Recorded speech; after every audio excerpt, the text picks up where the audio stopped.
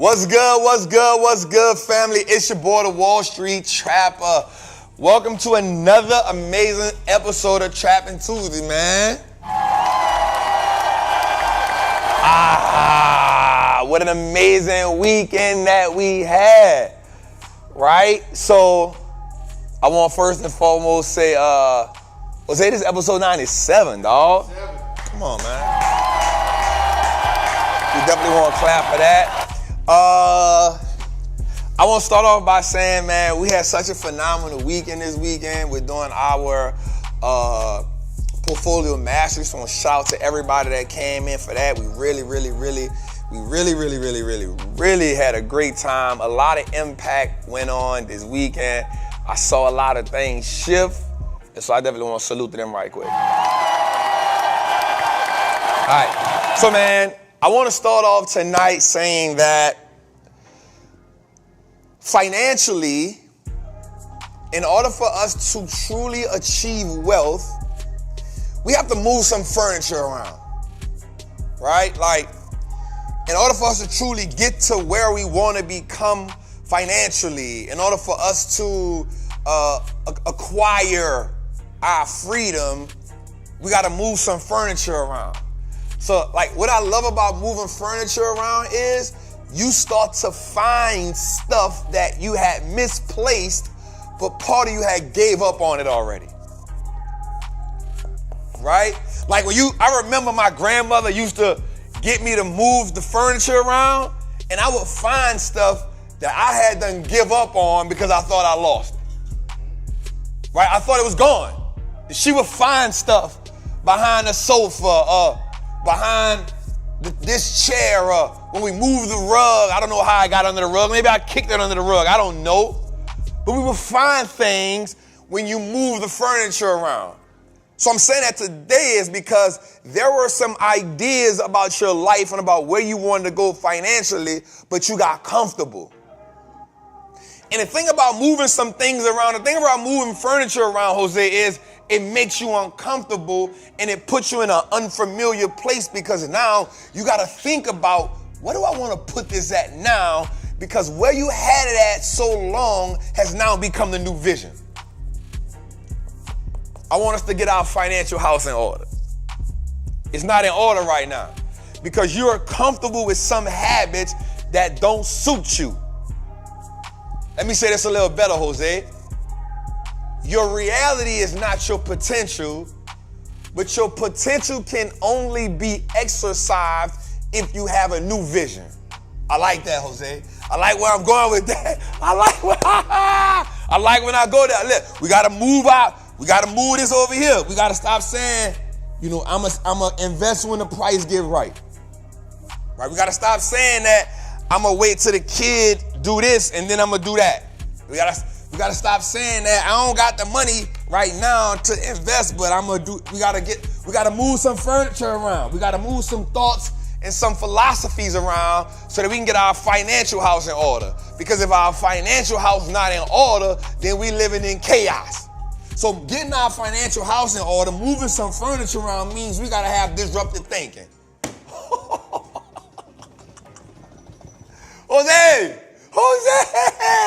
Jose! I'm just saying that, like, we know that there's a life out there for us. Okay, let's dig back in on it. I don't want to get too excited. I want to bring it back. We know that there is literally nothing that we cannot get when it comes to financial positioning. Right? We can financially position ourselves to really accomplish anything we want. The problem is we are too comfortable with the financial furniture in the position that is in. Okay, we're going to dig deeper right here, Jose. Watch this. Watch what I'm about to say right here, Jose. I was talking to a friend of mine the other day, and I said, if you can go get 5 to 10 million, there's really nothing you cannot do different in life than a billionaire. Once you buy the house that you want, once you get the car that you want, Everything else, you are just spending money on luxuries. So let's say you get the house you want. All right, that maybe $1 million, $2 million in this market, $2.5 million, right? Boom. All right. That's over 30 years. Let's say you get the car you want, a Bentley or something like that, a Ferrari or something like that. That's a $500,000. All right, cool. Be smart, you lease it.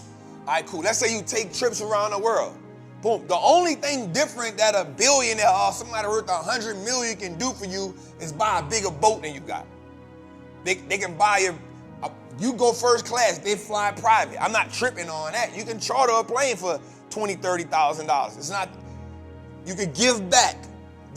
To be $1 million, to be about 5 to 10 million under your name, I promise you, you can live the same life of a billionaire. I promise you that. They just doing things more extreme. They're buying 8 cars that they really love. They're buying $70 million house. You don't really need that. You do it because you don't really have nothing to do else with your money. But you look at the billionaire and say, I want to be a billionaire, and you ask why. I know why I won't go get 100 million. I won't get 100 million because I want to put freedom centers in every hood in America. I want to put a center in as many urban areas in America so that I can teach or have a curriculum that teaches what I know. And I won't own the building. But in order to have that vision, Jose, guess what I had to do? I had to move some furniture around mentally. Okay, Trap, how do we get there? Well, we gotta do what, Jose? We gotta, one, expand our thinking, and we gotta get our financial house in order. We gotta start being different with our money. Because in order to expand or go somewhere you've never been, you got to look at the possibilities and you got to put yourself there already. Jose, watch this, Jose. Watch this, Jose. Most people want the million, but they haven't put themselves in position here to get the million. They want to put themselves in position after they've attained the million. Okay, watch this. I like when Jose think like, I like when Jose move the computer to the side and start to say that again for me, Trap. All right. In my mind, Jose, I already see 5 of the buildings that I want. One in Atlanta, one in New Orleans, one in Houston, one in Tulsa, Oklahoma, one in Oakland. I see it already. I see them there. So now, reverse engineering, what do I have to do to get them? I got to get the first one, because once I get the first one, Jose, I understand what it takes to now own commercial real estate. You feel me? So I had to move some furniture around. Let me move this financial furniture around here's the thing, Jose, I had to learn how to become bankable. I had to move that because I thought if I got the money in the bank, I'm good. But when I started talking to somebody that know commercial real estate, they said the money in the bank is okay, but it got to look good on paper first. You got to be bankable. Whoa. That's a piece of furniture I had to move. Move that a little bit so I can make room. Because now I got to take in the information that says, how do I become bankable? What does that look like? I got to move some furniture so I can understand what does being bankable look like. Okay, boom. Okay, you've become bankable now. The next thing you got to learn is how to look at a commercial deal. I come from the stock market world. I got to move some more furniture around, Jose. I'm getting my financial house in order. I'm moving furniture. You feel me? I'm moving furniture, Jose. Okay, what does a deal look like? Well, I'm talking to Terica. Why? Because she knows the commercial real estate like the back of her hand. So she's like, okay, she told me the other day about these different commercial terms, and I'm like, I don't even know what that means, but I'm excited. Guess what I'm doing, Jose? I don't need this coffee table. Let me move this coffee table. Let me move this rug. This sofa is outdated. I need to go so I can make room. for new information so I can get my house in order to get the thing. Because listen, once I get 1, I know I can get 5. Once I get 5, I know I can get 10. Scaling, Jose. We talking scaling. Getting your financial house in order, Jose. Moving some furniture around. Okay, let me go back to what I talked to you about, Jose. Watch this. In order to get we think that we got to get there physically first. That's the hold up. Well, I'm not going to do this until I'm not going to go there until I'm not going to invest until I'm not going to buy the house until I'm not going to travel until I'm going to wait till the kid do this and then and then we get comfortable with putting things in. Watch this, Jose. We get comfortable with putting more furniture in a house that's already cluttered. We get comfortable with just I'm going to go buy. Now you're just putting, you putting stuff in that's more stuff you got to take out. You feel me? So we just keep putting stuff. So now you got a house full of, watch this. You got a financial house full of things, but none of it serves the bigger vision. So your reality, Jose, does not equate to your potential. Come on, bro. Bro. We got so many people, Jose, with the potential, but they get discouraged by their reality. Yep. We got so many people with potential, but they get discouraged by the reality, not realizing the reality. Oh my God. This is so good right here. This is so good right here. I need us to understand this. The reality that you have today is a byproduct of how you thought yesterday. Oh my God. If I was in church, I would have said, my. Wow. Listen, the reality that you live in today is a byproduct of how you thought yesterday. And I can guarantee you, Jose, if we moved some financial furniture around to get our house in order, we can make room for where we're trying to go. We are hoarding too many things that take up space but don't make room.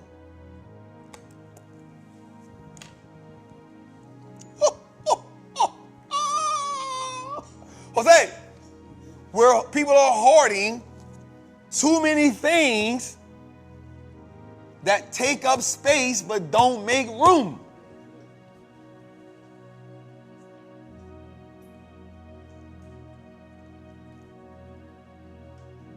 So today, episode 97, I want us to focus on getting our house in order.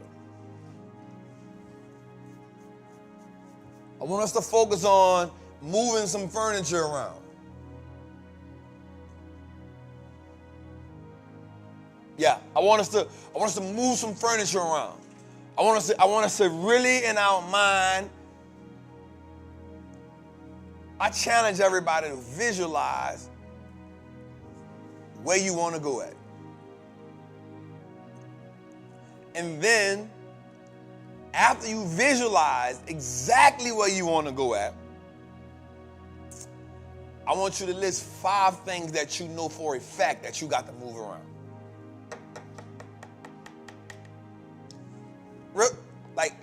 Okay, let me talk about this right quick.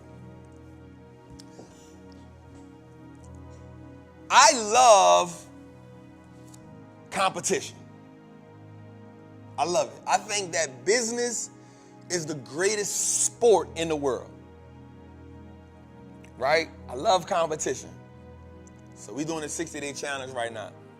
I'm going to make this make sense. We're doing a 60-day challenge. Bunch of fellas, we like, we just going to get in the best shape of our life. We don't even know the rules. We don't even know the rules. The rule is just be in the best shape in 60 days than you were when we started. That's the rule. We don't even know how to declare a winner.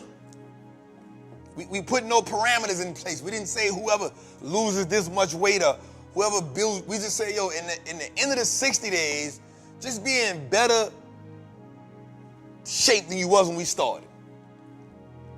And so the thing about me is once I indulge in something, I'm all in. Right? So I'm like, all right, bet. I see the guys on the Stairmaster, and I talk crap to them. Like, I ain't gonna really kill them right now. Like, I just talk crap to them because, I think it's cute. Right? I'm not saying they don't put in work. I just think it's cute. Right? But I've always been like the outside person. Even with my gym, like, I think the gym is cool, but I built one in my garage because I like that grimy feel. So I'm like, all right, I know for a fact that I gotta jog. I gotta do sprints. I gotta do that. But because we competing, I'm like, yo, we gotta go that extra level.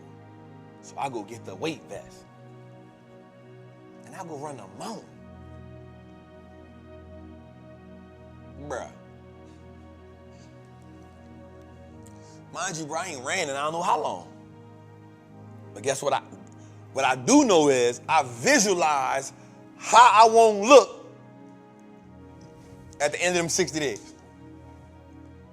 In my mind, I'm like, yep, 190, 185, I started 210, end of the 60 days, we gotta eat right, we gotta work out, but nigga, you got to run.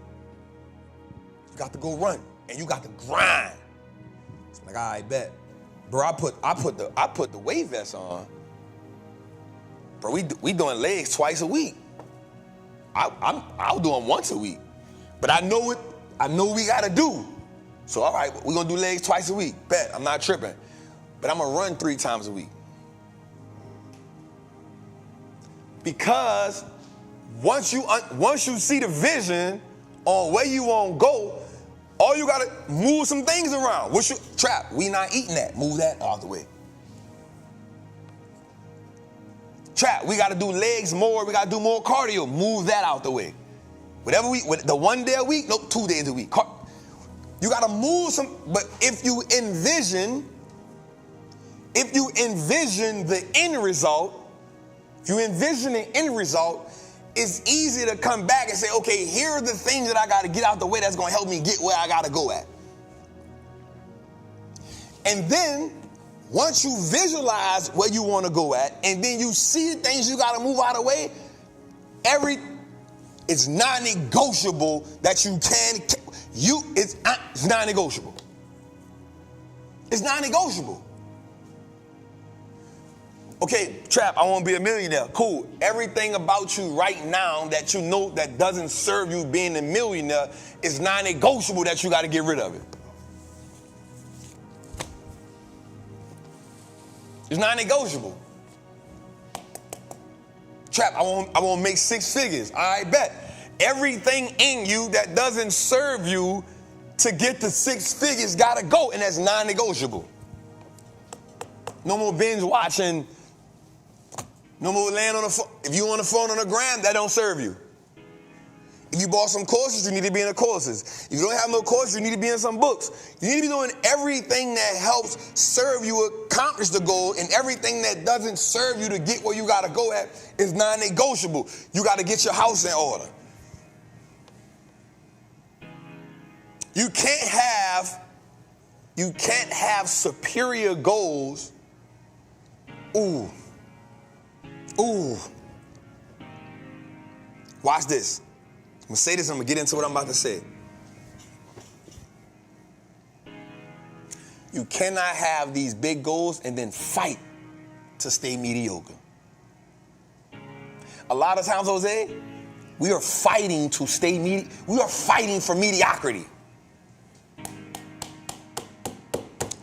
A lot of times, Jose, people are fighting for mediocrity. Because the price to get where you want is expensive. It's never, we got to get to the show. Jose, your goals are never on discount.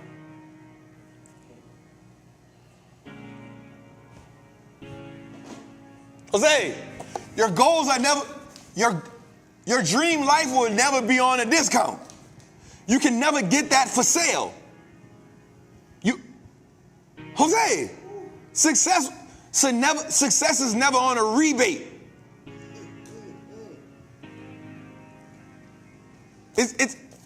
You always got to pay full price for it. You can't put it on layaway. You can't buy now, pay later. You can't finance it.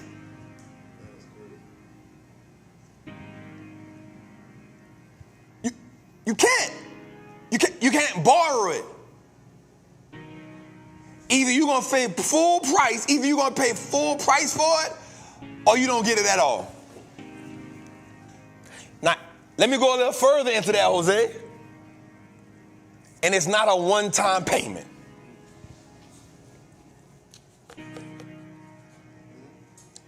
You got to pay for it every day. You got to pay for success every day. You got to pay for being wealthy every day. You got to pay for achieving big goals every day. It's never on sale. And every day they want to collect. Every day they need another, they got interest on it. Every day. But guess what? You know why so many people settle for mediocrity, Jose? Because it don't charge you on the front. Mediocrity costs more on the back end.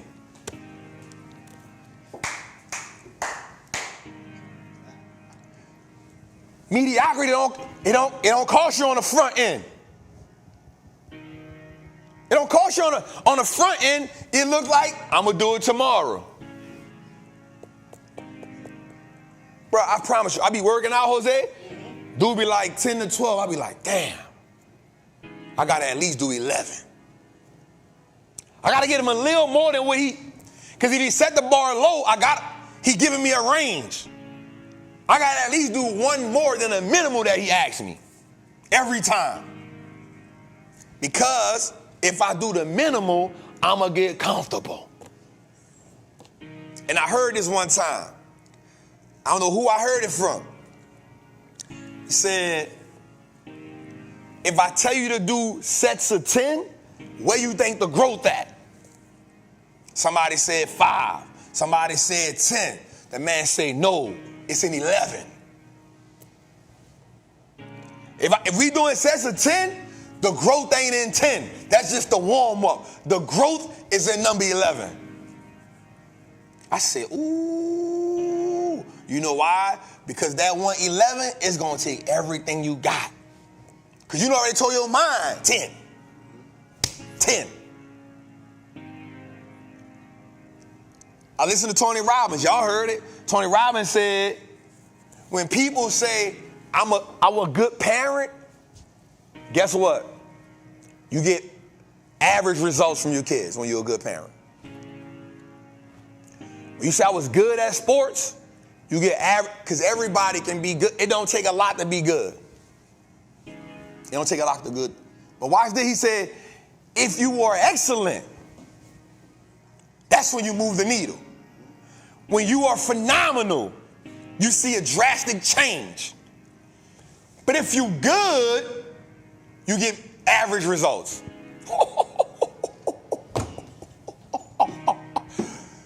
So now we talking about setting a whole new standard. They just celebrated a little dude who was homeless, valedictorian.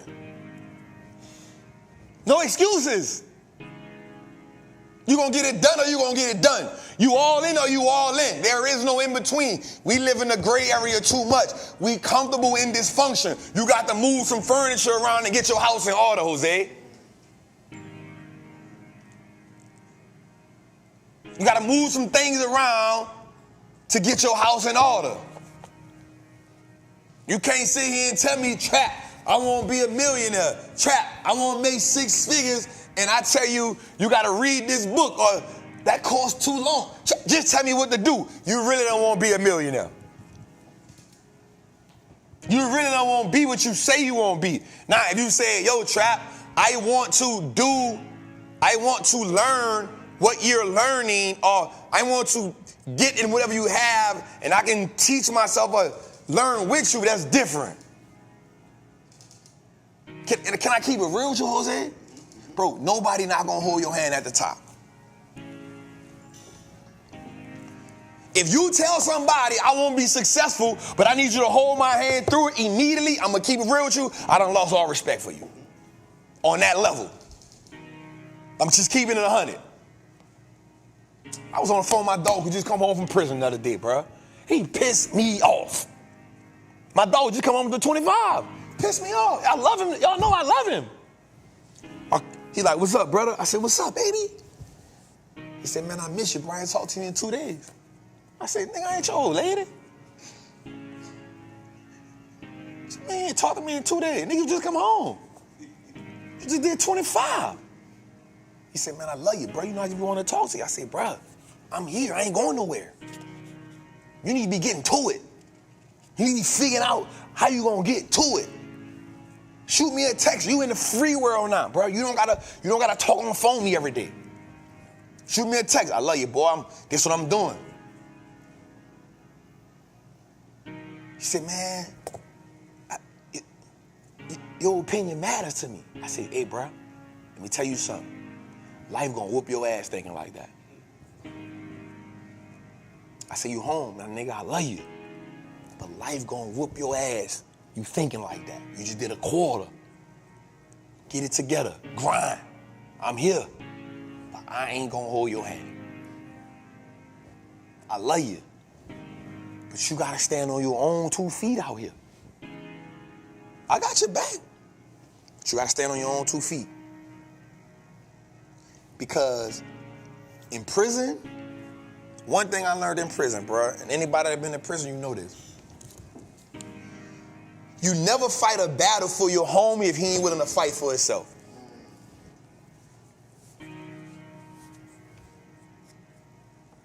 You never fight a battle for your homie if he ain't willing to fight. Now, if he willing to fight for himself, then you, hey, I got that. At least get beat up first. It's the rules. At least get beat up first. Hey, bro, you only been home a couple months. You ain't even get beat up yet. You got to get beat up. You got to get beat up, dog. Keep pushing, keep striving, keep going. You got to move some furniture around. Got to get your house in order. You got to develop. You got to figure out who you are as a man in a free world. Don't depend on me just because I'm successful. I love you. My cousin the same way. Man, cuz was out here getting to it. I said, hey, cuz, you got to stand on your own. And it was a tough conversation, but look, I'm proud of cuz. And I'm telling y'all right now, there's somebody you are depending on someone else. Now, here's what I will say. You will not go to the next level of your life, like going to that $100 million mark for me, mean I got to have strategic partnerships because I can't do it by myself. But I'm going to hold a bulk of the weight. It's about relationships. The next level of your life, first thing you got to do is get your house in order and then make relationships. And then the relationships going to put you in position to prosper. Let's go. Episode 97, Trappin' Tuesday, man.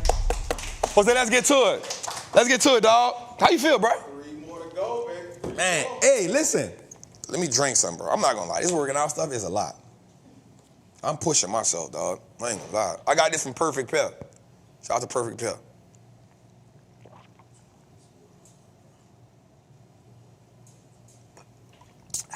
Always Coca-Cola, yeah.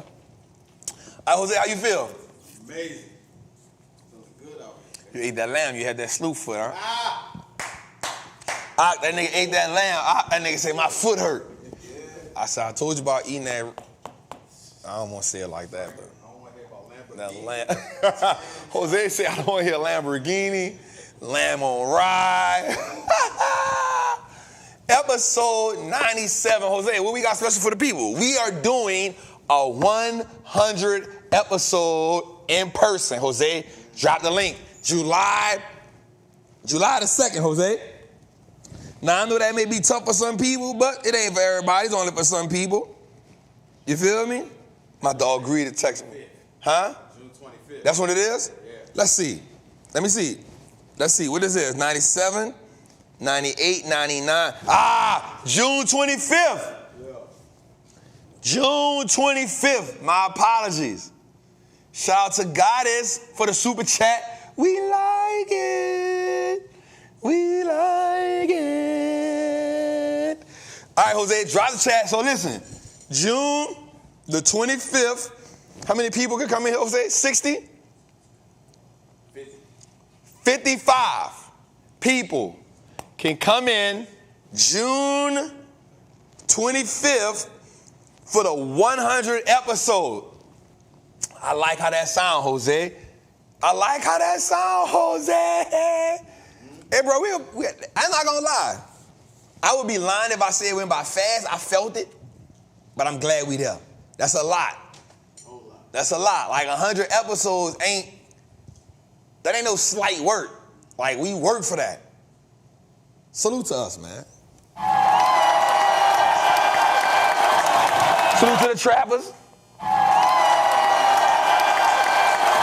You did. Gotta salute to the trappers, man, because y'all make it worthwhile. And we only missed one show, Jose. That's because I had strep throat. We missed one. And I tried my best to come to that show. I just couldn't get it, dog. I couldn't. I realized how dangerous that stuff is. That stuff is dangerous. Anyway, episodes 97. We got 3 episodes away from 100. We're doing a live in person in Atlanta, in the studio. We're gonna do some special stuff up in here for the 100 episode. That's gonna be amazing. Before we get into our mantra, Jose, do we got the video from this weekend? Yep.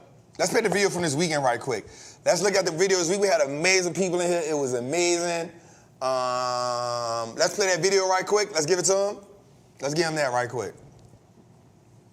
Portfolio mastery day one. Day one is going to be truly pivotal because we're going to dig into what is the thing that's anchoring them to the fear and the hurdle. So before we can even get them into strategy, building the portfolios out, we got to unlock something, right? And so that's what today going to be about. So I'm looking at these cars, man. One of the things we made them do when they started was we made them write down what is their biggest fear, what is a hurdle, and then what is their goal. What we noticing is a lot of times the fear, right? The fear and the hurdle is completely different, which is great. So we have to now take back the fear so they have the confidence to overcome the hurdle so that the ultimate goal is easy for them to attain. That was why we asked those 3 questions. What is that fear? Because a lot of times fear can be paralyzing. You know what I'm saying? So if we can get them unparalyzed, that alone will give them confidence. Confidence allows you to run through a brick wall. Right? So if we can replace the fear with confidence, then the goal is easily attained because now we can put in systems. Right? And systems are easy to put in place. So that's what we on today. That's what we gonna do today. That's what we gonna knock down today. Portfolio mastery day one. Day one is gonna be truly pivotal because we gonna dig into what is the thing that's anchoring them. Nigga Hill, southern rapping ass nigga, man. A-boy MJG ass nigga, man. Nigga put nothing but bass and everything, you hear me? Rattle the trunk ass nigga, man. Nigga. Delta 88 Cutlass on Vols ass nigga, man. Everything got all that bass in it, man. You hear me? Hey, I will say I got this dope. I hold this. I love this, Jose. One of the queens gave me this. She showed me her account. Definitely she leveled up. Right? She showed me this. She gave me this on day 2. The back of it says an Apple stock a day, and it's a lot of, talking about how, just changed her family. She has 4 kids. She moved some furniture around, Jose. She had to get her financial house in order, dog. And she said, like, man, you just a great teacher. And I think that is, for me, that's top tier compliment. That's a top tier compliment saying that I'm a great teacher. Actually say I'm the best teacher. That's a whole nother level. So, yeah, I mean, the best is like the best. You know what I'm saying? So, that one made me I felt that. You know, because we know the work we put in. We know the work that we put into, one, educate. But we also understand what it takes for people to financially reposition themselves in life. You know what I'm saying? I was also ecstatic, Jose, they had 4 people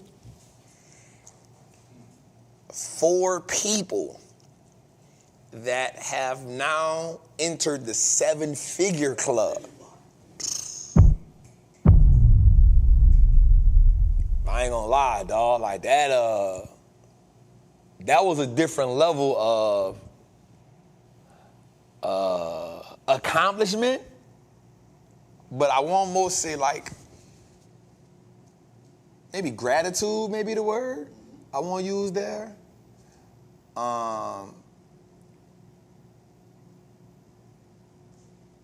Here's why.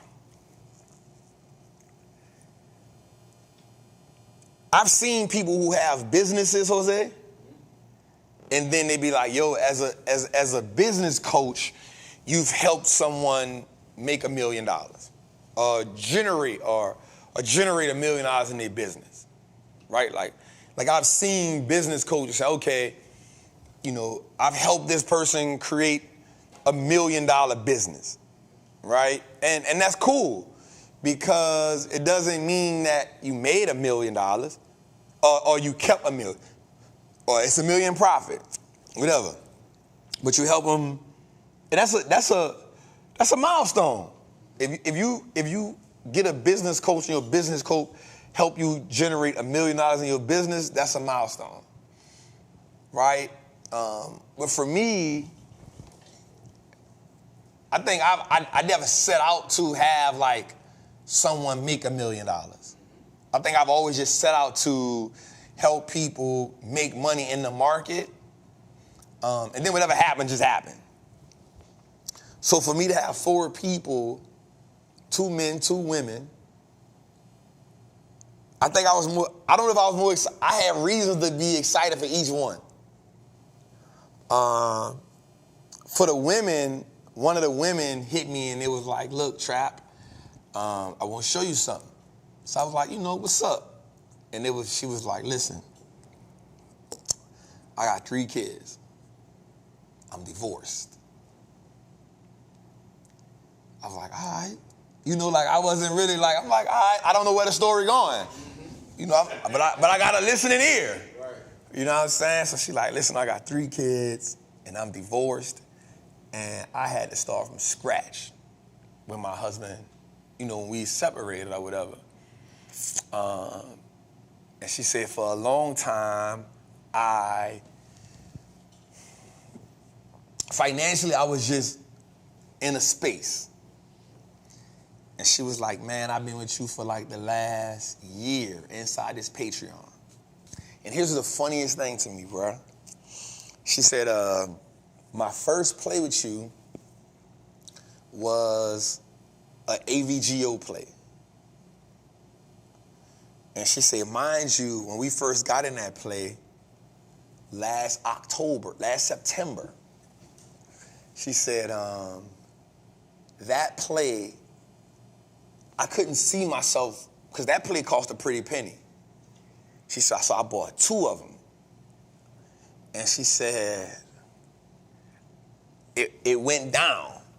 Because, you know, that play went all the way down. And she was like, I remember you getting out once it hit your mark. She said, but I'm not going to lie. I was naive and stubborn. She said, I didn't get out. But like a week later, you got back in. And she was like, it went from 780 something is when I got out. And I got back in at 790 something, 797. She said that was the first. She said when we got 700% return on that play. She was like, I could not believe what had just happened. She was like, so the next play you did, she said, I literally got out of that play. She said, again, no, she wrote it. When I got out, she got out. But she said, I took your advice when you said sell one. Once you pass 100, get your money back and let that one ride. She said, I was so ecstatic. She said, so I took the profit and I put some more money in. And the next play, 2 plays you did was Nvidia, Facebook. She said, Trap, you can't do no wrong in my eyes. So I said, I'm like, huh? Some things she about to show me like maybe 30,000, 40,000. Because you never know what people start with. And she said, ever since then, she said the next play after that, you did another Nvidia play. She said, so I hadn't took profit on the AVG or I hadn't sold that one all the way out. By the time, she said both of the Facebook and the other Nvidia play hadn't crossed 100. And she said, I know I shouldn't have did this, but I did it anyway. She said, I put everything I had in it. I said, why would you do that? I said, why would you do that? She was like, listen, I was just all in. She said, I was happy, I was desperate, I was like, wow. I was like, no, don't do that. She was like, now, because I've been with you since then, I know better. But I didn't know better. But I'm still waiting for her to show me the account. But when she showed me the account, it was at $1,056, bro. Bro, I just looked at the account and I was just like, wow. She was like, she said, I've done every Nvidia play you've had. I've done all 3 Facebook plays you've had, and the AVGO play, and the Crown Strike play. I said, damn. All of them was hitters. She said, man, I don't care what nobody tell me. You that nigga. And I know people will be like, well, why she ain't make a testimonial and all this? And I was telling Jose this, we talked about this when I was here. I think out of all 4 of them, I think only one person. Yeah, and he was still in. And here's why, bro. Here's why. Like when the lives. It's the same way I felt when I hit mine and I stayed inside for 2 weeks. Bro, like I don't want people to know that. Right. I want it, you want it, but you don't want people to know. You know what I'm saying? So that's why, and all of them told me the same thing. They was like, bro, when you tell that story about how you felt when you made the first million, I feel it. Bro, like, them 2 commas is scary when you ain't come from it, you don't know nothing about it, and you see it for the first time, you be like, whoa, that's 2 commas. That's 2 of them. That's 7 digits. So I felt it. I even told Jose, don't even worry about trying to get a testimonial, bro. Like, we good. Just they can make a testimonial without saying a number. Because it's just not a comfortable, like you want the million, it's not a comfortable thing until you grow in it to say, unless you just like me and you on here and you gotta show people you made money. But other than that, you ain't gonna just walk around like, yeah, bro, not nobody with sense who coming from, boy, you're not about to say, I got $1 million. Boy. Nah. All you gonna say is, it work. What he talking about work? It work. You feel me? And then, the other guy, he was telling me it was him and the guys, he was like, it's him and his wife. And he was like, his wife she wasn't in. She didn't believe it, but she trusted him. So she wasn't into it, but she trusted him. And he was like, Trap, he said, Trap, after the first Nvidia play, I fired my financial advisor. He said, after the first Nvidia play, bro, I fired my financial advisor. It didn't make no sense for me to even be there no more. He said, say,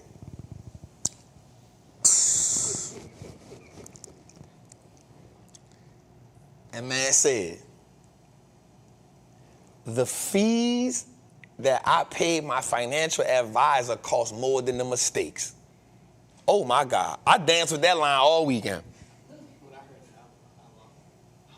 That sounded so good, I wish he would have whispered that to me. So I could have acted like it was my own statement. He said, the fees that I paid my financial advisor cost more than the mistakes. At that point, bro, at that point, there's only one thing. Oh, I can't find my button.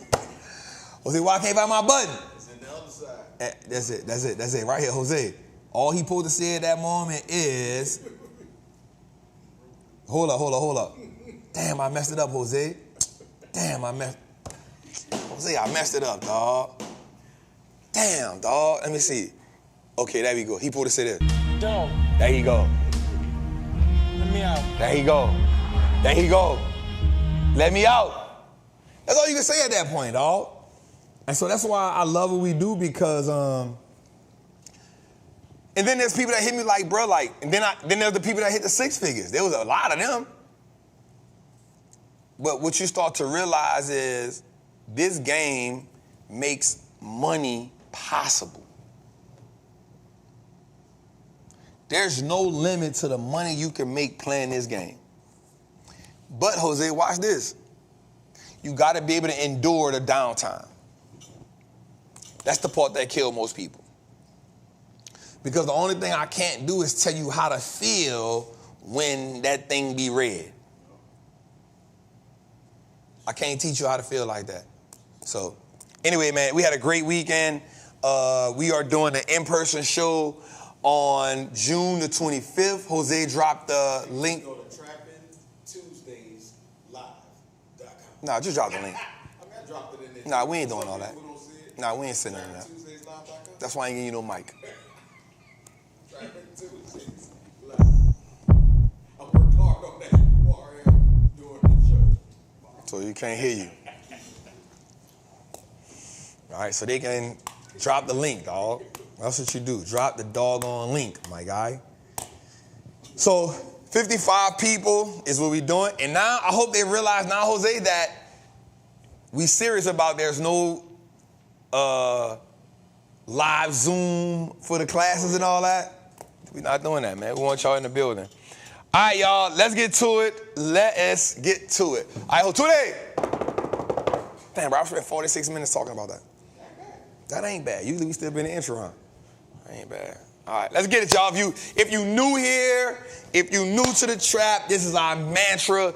This is what we live by. I created this when I thought about the show, and I created this as something that we can embody while we on this journey. So if you're new here, welcome home. If you've been here for a while, you know we always got a seat at the table. Y'all can sit by Jose, but just know he the one brought a potato salad with the raisins in it. Just know that. Because that's the white side of his family, you hear me? That's the Caucasian side of his family. You feel me? All right. We're not giving Jose a mic. Stop asking me. We're not giving him a mic. Because I don't know what he's going to say. I would probably give George a mic before I give Jose a mic. All right, let's go, y'all. I am a certified Wall Street trapper. I'm confident in my ability to make great investments. The stock market is a machine that prints money, and I'm more than capable of operating this machine. Not only will I free myself, but my family will eat for a lifetime based on the information I apply today. I'm a money maker and a wealth builder. Today, I break all the chains that anchor me to that poverty mindset. My ancestors will smile now because I've turned our last name into an asset. My family's purchasing power will increase indefinitely. Today, I make the declaration that no longer will I be a slave to money. No longer will a generation behind me inherit lack. No longer will I submit to selling my time for money. I am a first-generation millionaire. I am the architect of my family's legacy. I am a certified Wall Street trapper. And Wall Street looks like us now. Let's go, 2 days.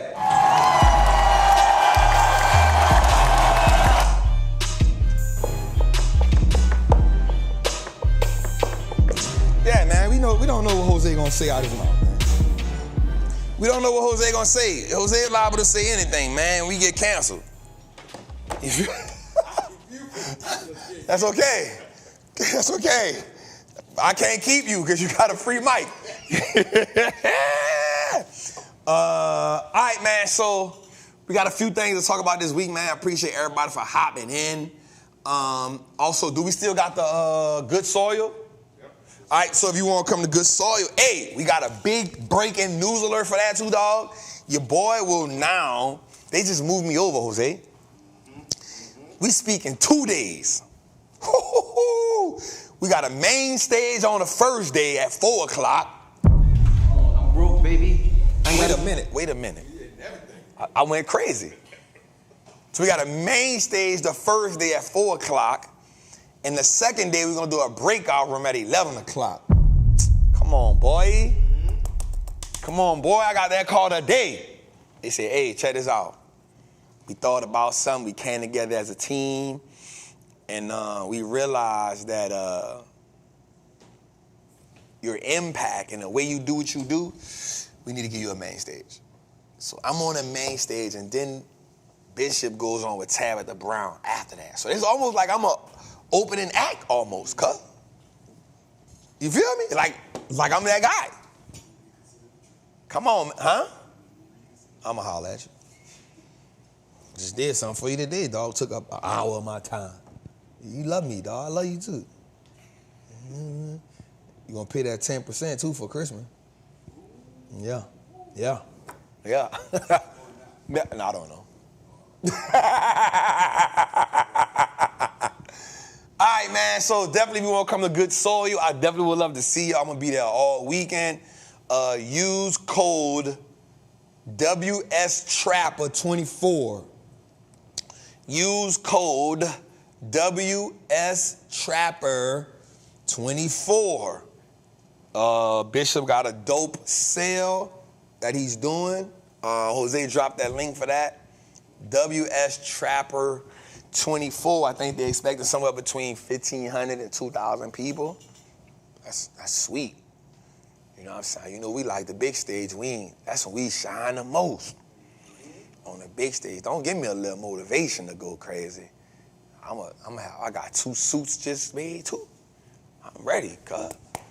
All right, so Hosea dropped that. Let's get into our thing, man. So we got word on the street. Let's go to the recession portfolio. Let's go to the recession portfolio today. Did Steve send that video? I did. All right, let's go to recession portfolio first. Let's check this out. Let's look at it. Let me get my phone so I can say some stuff. All right, y'all. So today we had a $51,000 day, which is pretty cool. Here's what I want to say about that, Jose. I don't want to downplay this, right? I don't want to downplay this because I don't want nobody to think like I'm talking crazy. But the last 2 days in the market, we had a end of the day rally, right? End of the day rally. And the market literally was down all day. And then at the last part of the day, the market rallied. So, Sean, bring the whiteboard up here because I want to talk about this. This is a dope whiteboard moment we about to have that I learned, and I don't want to say this like I did this on my own. I was on a phone, I was on a live with my guy Peter, and he broke this down to us about how this works, why this works. He gave us the science behind this, and that was real cool. Make sure you don't hit that. He gave us the science behind this, and that was real cool. So, right, I want to talk to y'all about the thing about this first, and then, why did I do that just now? All right, that's good, Sean. I want to talk, not yet, Tootie, not yet.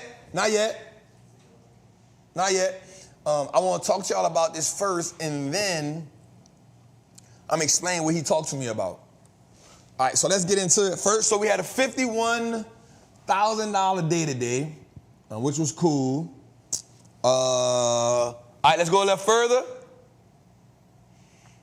All right, so first, Tootie going with the, all right, go again, Tootie, go one more. All right, here's our first play. So what I did today was, instead of me just showing the money, I showed today's gain, today's gain, and total percentages. That way you can see the percentages. People need to see percentages. So let's look at it. AMAT is up a little bit. We was up 10,000 on that play. That play is just getting on my nerves, man. Just going back and forth the same way. And then we got Amazon. Both of those plays are down, but they was up today, so that was good. They down 22 and 25. Got 2 AVGO plays, they down, and the Fastenal play, y'all know I told you I just give up on that one. But I don't have that much, so I ain't tripping. So that's what? Let me see something. 1, 2, 3, 4, that's 5 plays. I just want to write this down. All right, and then we got the GE play is up, so that's 1. And then we got the GEV play up. Bro, that play be swinging so many ways, man. All right, so then let's go up a next page to it. Boom. And then we go Google. I got to cash this play out. So Google is up 254%. The other Google is up 87%. We got the Eli Lilly play up 44%. We got the Meta play that's up 39%. We got another Meta play that's down 33%. We got a Netflix play that's up 6%. My ServiceNow play is down 55%. Let's go a little further to it. And we got an Nvidia play that's up 128. Go back to it. We got an Nvidia play at the bottom that's up 128%. Go next page to it. And then we got a Nvidia that's 166, 139. We got one play we put in the Patreon. It just got down 19%. We got QQQQQQ, 28 and 28. And we got SMH, and then we got XLK. So that means we got, let's see, 1, 2, 3, 4, 5, 6, 7, 8, 9, 10, 11 plays that's down. And then we got 1, 2, 3, 4, 5, 6, 7, 8, 9, 10, 11, 12, 13 plays that's up. So right now, that's how we operating. But we got time on them. They all go out in majority of them are September, majority of them are January plays, December, January plays. So I feel real confident in all of them. Especially, like, the only one that I normally take an L on is Fastenal. Like GEV, I know that's going to shake back. That Meta play, definitely going to shake back. The 2 that's in red, definitely going to shake back. XLK going to shake back. I may lose on the XLY play. So I think this year, so far this year, just losses, we've only took 4 out of maybe 37 plays. We live with that. Out of 37 plays, we only took 4 losses. We'll live with that. We ain't really mad at that. That's a welcome to the good life. It's the life of a trapper. Huh? Y'all know Black Hat Trap, dangerous, dog. You know what I'm saying? So you want to join the Patreon, come drop in with us. Oh, here's some notes for you, Jose, that I got. Here's some notes that I got. So based on some notes I found, because you know I'm a statistician, all right? Statistician, you feel me? Especially when it comes to this. On average, June gives us 1% return since 1985. July gives us 3.1% return since 1985. And August gives us a 0.04% return, which means we normally get a summer rally of about 4.4%. Going into September, which is the worst month of the year, which averages 5 to 9%.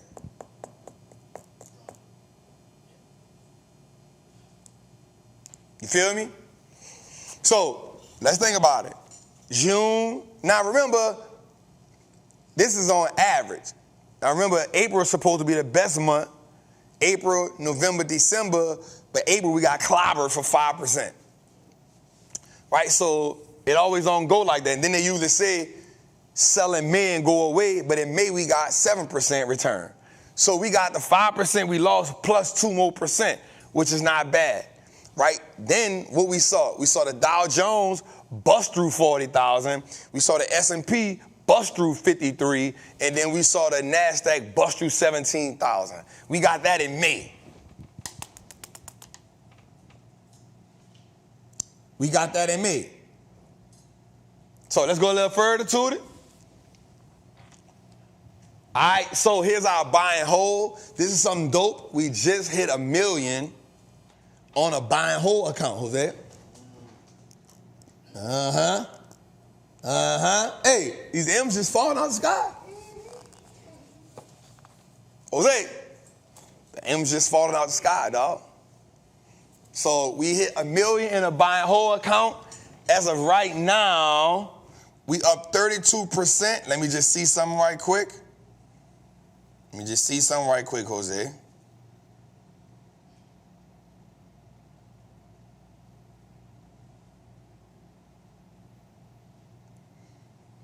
So as of right now, Jose, the S&P is up about 12.5%, Jose. It's a shellacking right now, dog. What's the number? 12. So as of right now, the S&P 500 is up 12.05%. We up 32.23%. We on pace. We on pace. We on pace for 4 years in a row.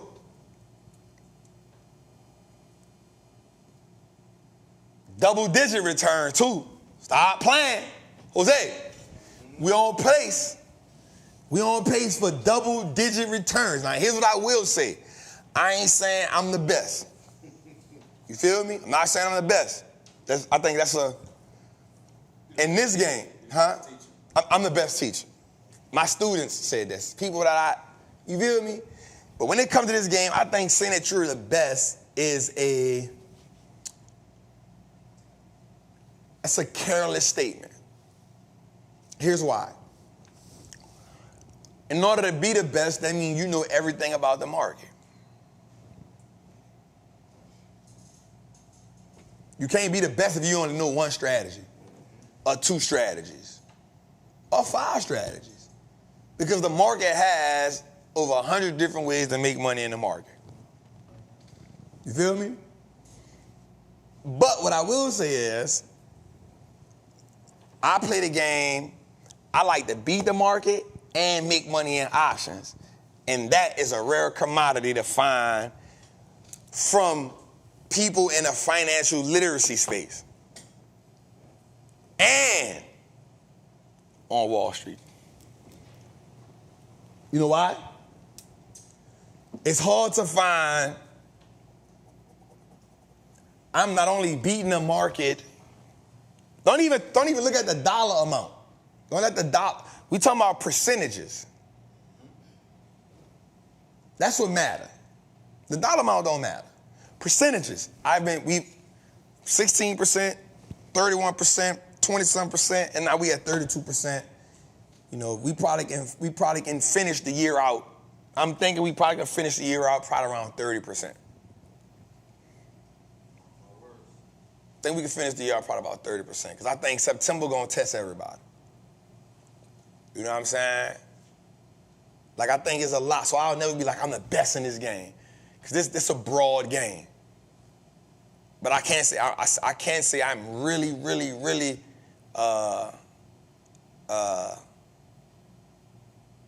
advanced. There we go. That's the word I want to look at, Jose. Advanced. I'm advanced. And constantly learning. You know what I'm talking about? I'm advanced. Because most people who talk to people about buy and hold, like, even when I look at these pages, I be like, yo, I'm a dividend stock, and I do this and I do that. But they never show us, like, if they beating the market. I did it a year before the show, and then I kept. It take a lot of courage. It take a lot of courage. That's why I said don't even look at the money. Like, the money don't even matter. Like, I'm not gonna lie to you. If I'm being honest with you, I say this in the most humblest way possible.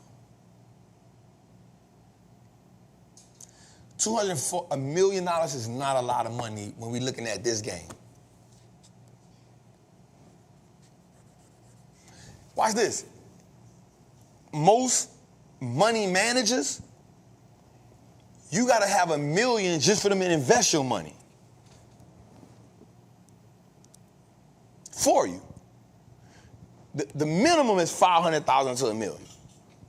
Just so small in this game. That's why I don't let money.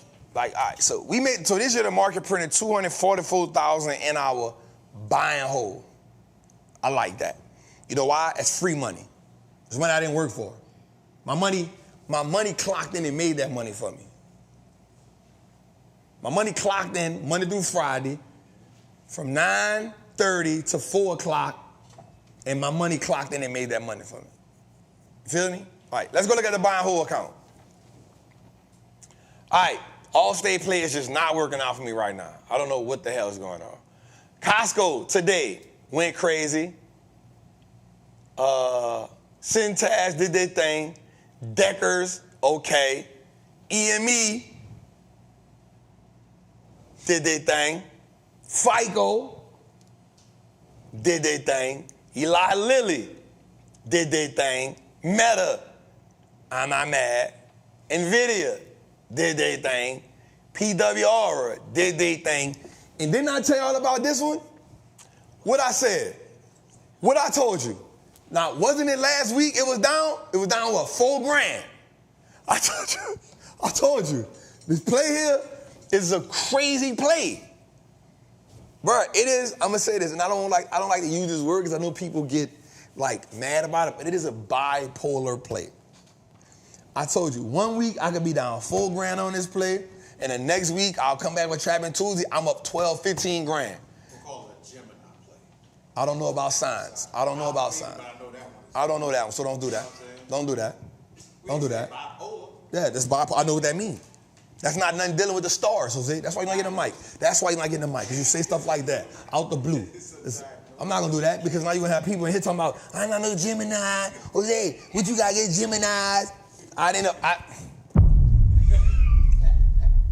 don't condone that. Listen, let me just put this, what's what I'm looking for right here? When you got to say something before you say something. What that's called? Let me put this claim out there. I do not stand by none of this shit Jose be saying. Let me put that disclaimer out there. I don't stand by none of the stuff he be saying. That's why he can't get a mic, because he just blurt out stuff like that. Just call it a Gemini. Not all the Gemini gonna be, you get my show canceled behind that. No, bipolar is good. Bipolar is good. We're not going with the Gemini. All right, so here we go, man. This it. If you're in the Patreon, you know I done put, every time I made a play, I put it in there for you before I made it, whether it's buy and hold or whether it's in the options game. Remember, if you come to the Patreon, if you're in the top 2 tiers, Master of the Triple Beam or the Triple Beam team, you get the option plays as I get them. If you are in the lottery pick team, you get a lottery pick. But all tiers, if I make a play inside of my Recession portfolio, you get that. So you've gotten every one of those plays that I'm in. If you want to learn more about investing, just buying how to play the game, come get in Trappers Anonymous. Now, today, give me a whiteboard moment right quick. Let's get to that right quick. This is going to be really good. This is going to be really good right here, Jose, when I talk about this whiteboard moment, right? Because I want to show them this. My dog Peter put me on this. Yeah, chill. Chill, dog. Not all of them. I ain't gonna lie, they had 1,000 people on that line. That was real cool. Yeah, we saved it.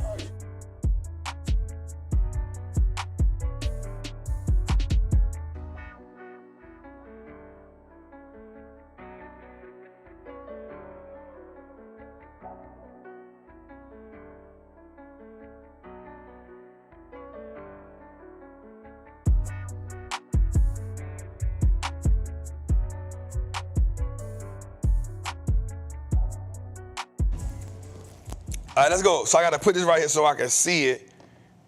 so I can see it. So I wrote it down, and I don't want to take credit for this, right? I don't want to take credit for this because, you know, my guy is not here to speak for himself. So I don't want to take credit for this like I actually had this. But one of the things I do like to do is I like to get information for us, and when I hear something that can stick, I like to hold it. So the last 2 days, we've been having rallies at the end of the day.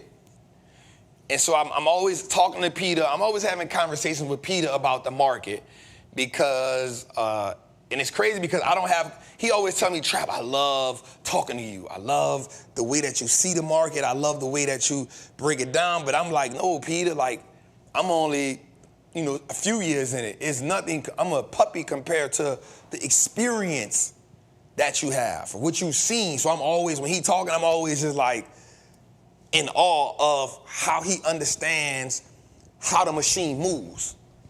And I think for me, in order to be great at the game, like, it's great to have a Peter.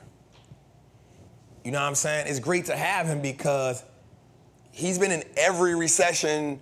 He's been in since, you know, 85. He's been in them, 2008, 1995. He's seen the market go through so many things, and that experience alone is vital.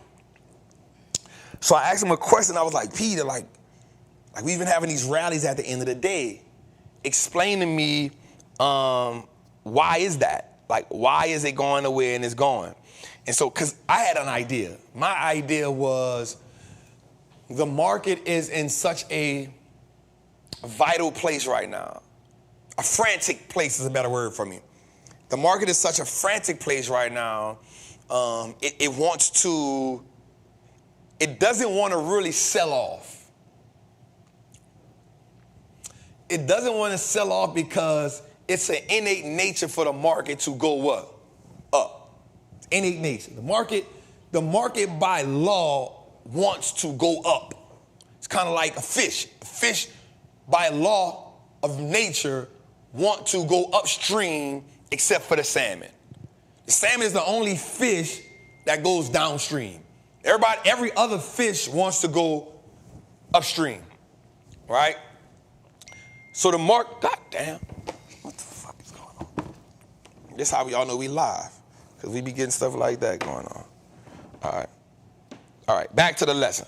So I'm gonna give y'all a lesson, but I don't want to take credit for the lesson. I gotta give my dog Peter, hey, boy, I'm just coming down. Oh, yeah, it's coming down. All right, so here we go. So I felt like by 3 o'clock, the market got a feel for what it wanted. By the day's end, so we got a day's end rally. But Peter said, you're right, but let me tell you why. This was really good. So Peter is a market maker. Peter is a market maker. So a market maker is the person that stands between the market and the buyer. So there's buyers from the institutions, or there's buyers from hedge funds, and then there's the market, and then Peter is the guy in the middle who makes the transaction possible. Right? So on a daily basis, somebody can give Peter $1 billion. Like, here, put this in the market for me. And so what Peter has to do is, Peter has to orchestrate how that money flows. That's his job. That's why I love talking to him. So Peter said, Trap, let me tell you how this goes. And this is called, I wrote this down. That's why I'm going back to my phone, because I don't want to take credit for it. This is called market public order flow. This is how this goes. So somebody give Peter $1 billion. Well, he said a hedge fund. So it says a hedge fund gives somebody $1 billion and say, yo, I need $1 billion put into the market, and this is how I need that to go. Matter of fact, I'm going to do this. I'm going to do something funky for y'all.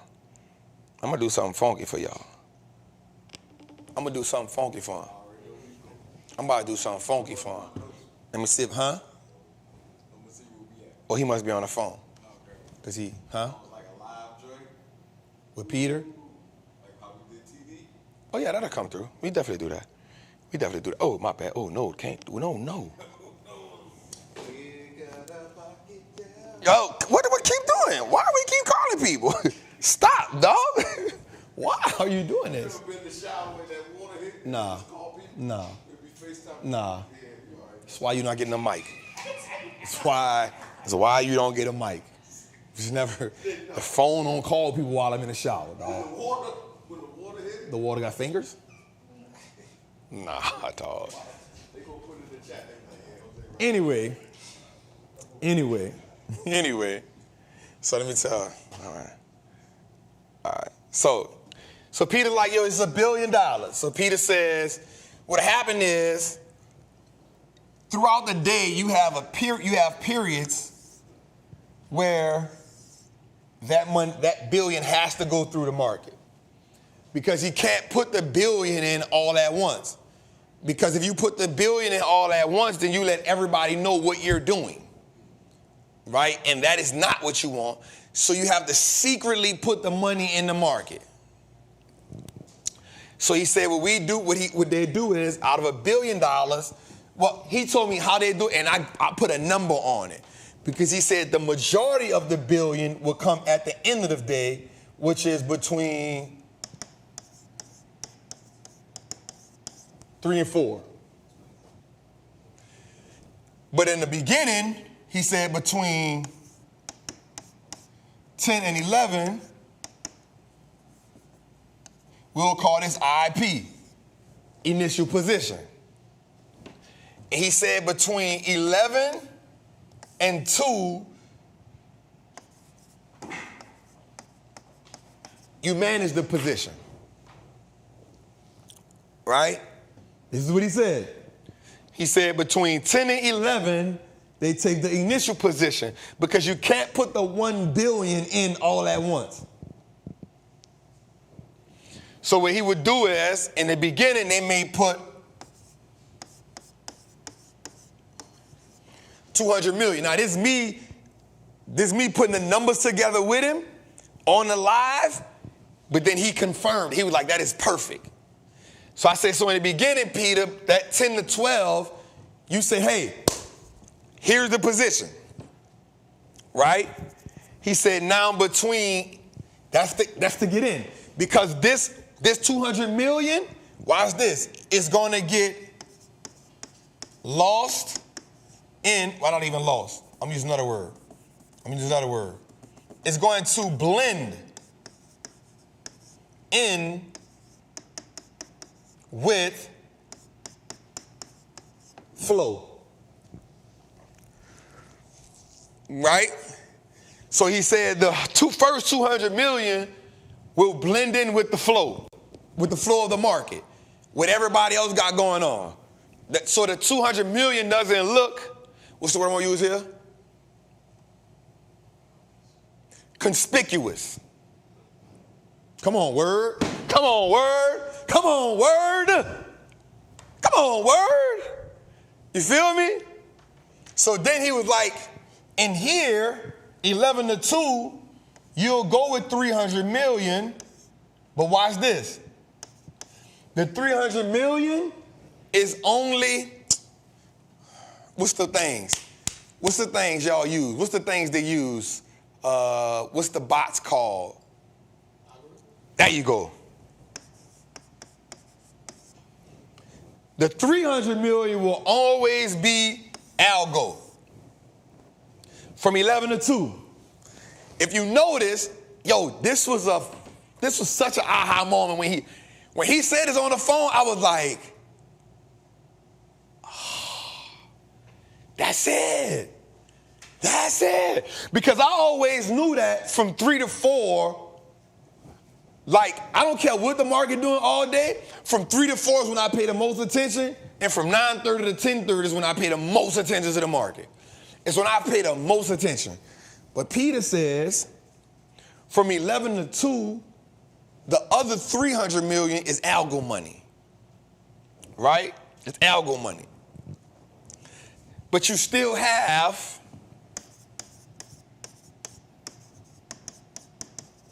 $500 million to deploy. Now watch this. This one, it was really, really good. This one, it was really, really, really, really good. He said, if the position is up in this hour, if the position is up in the 3 to 4 hour, this is when the remaining 500 million gets deployed, and that's how you get a rally at the end of the day.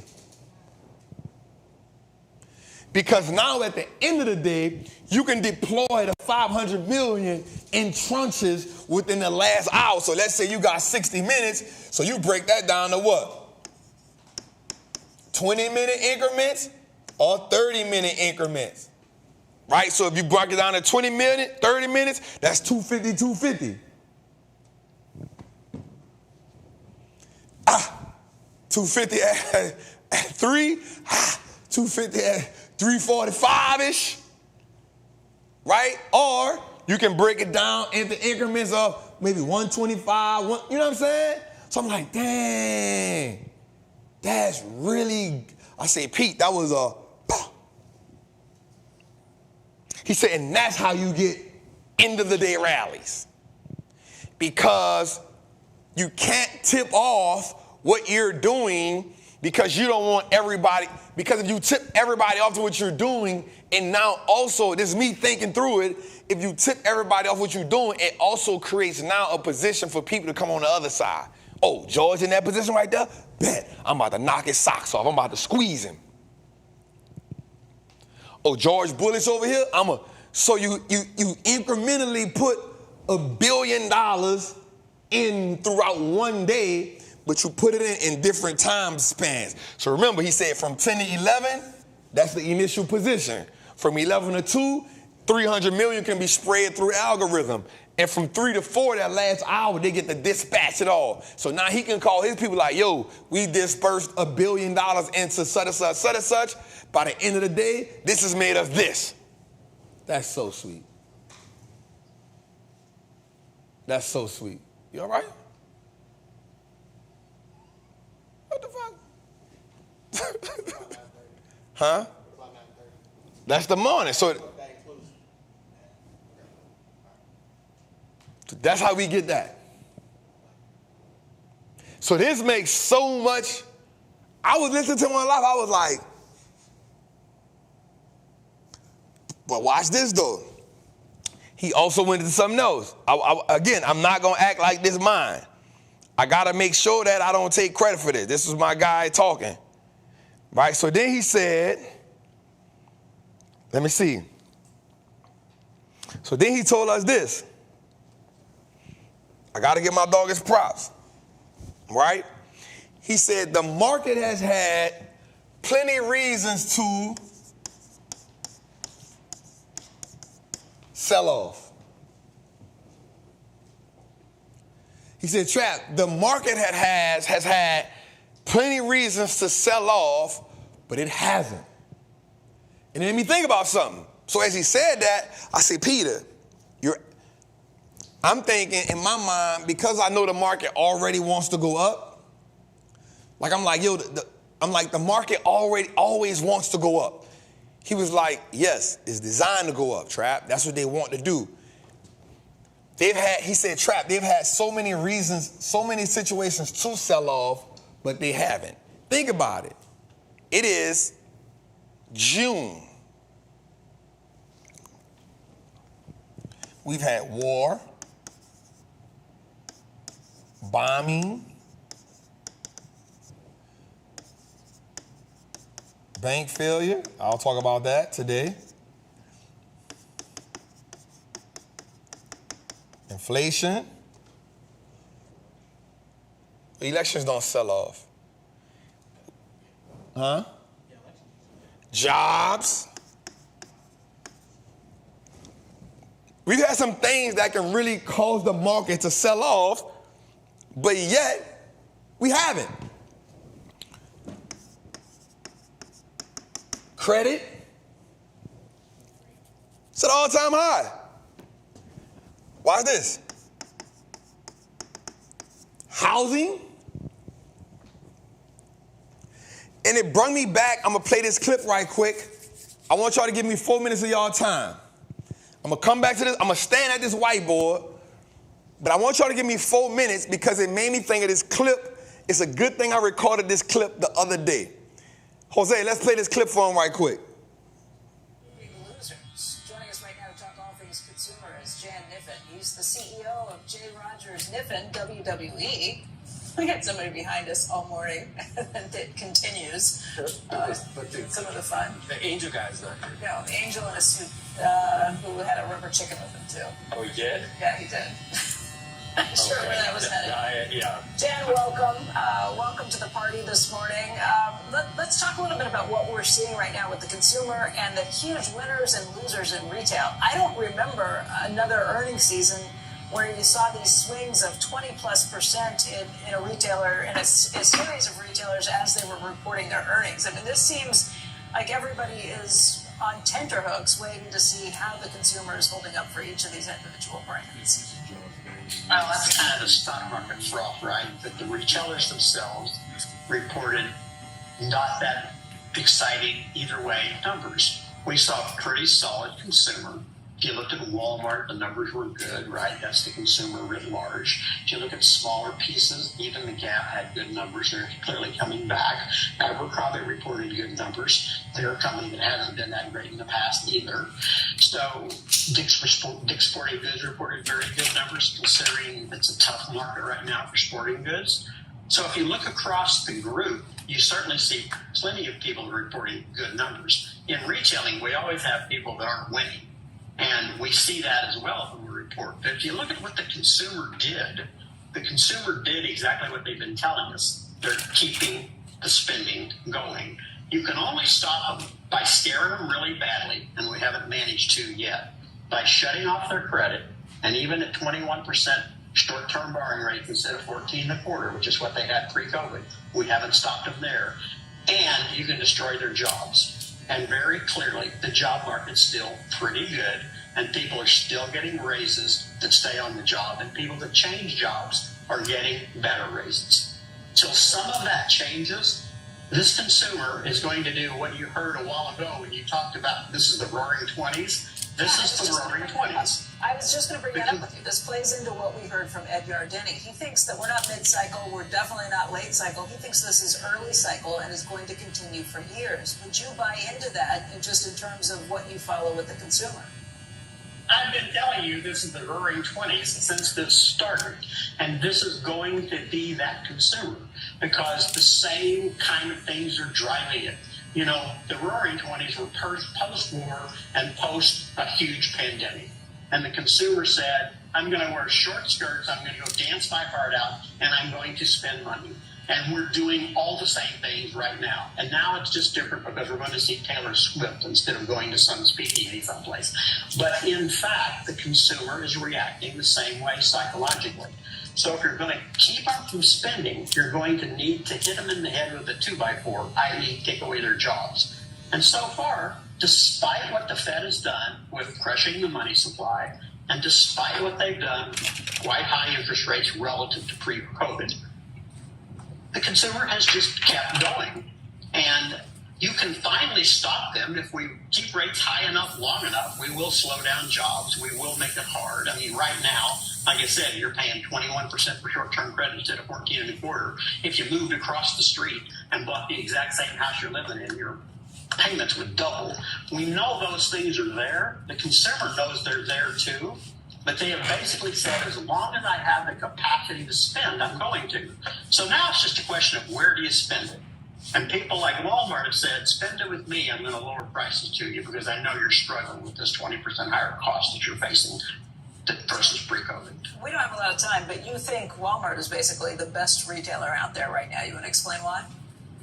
Walmart's the best retailer in the world. Costco's second. Home Depot's third. And Dick's Sporting Goods may be fourth.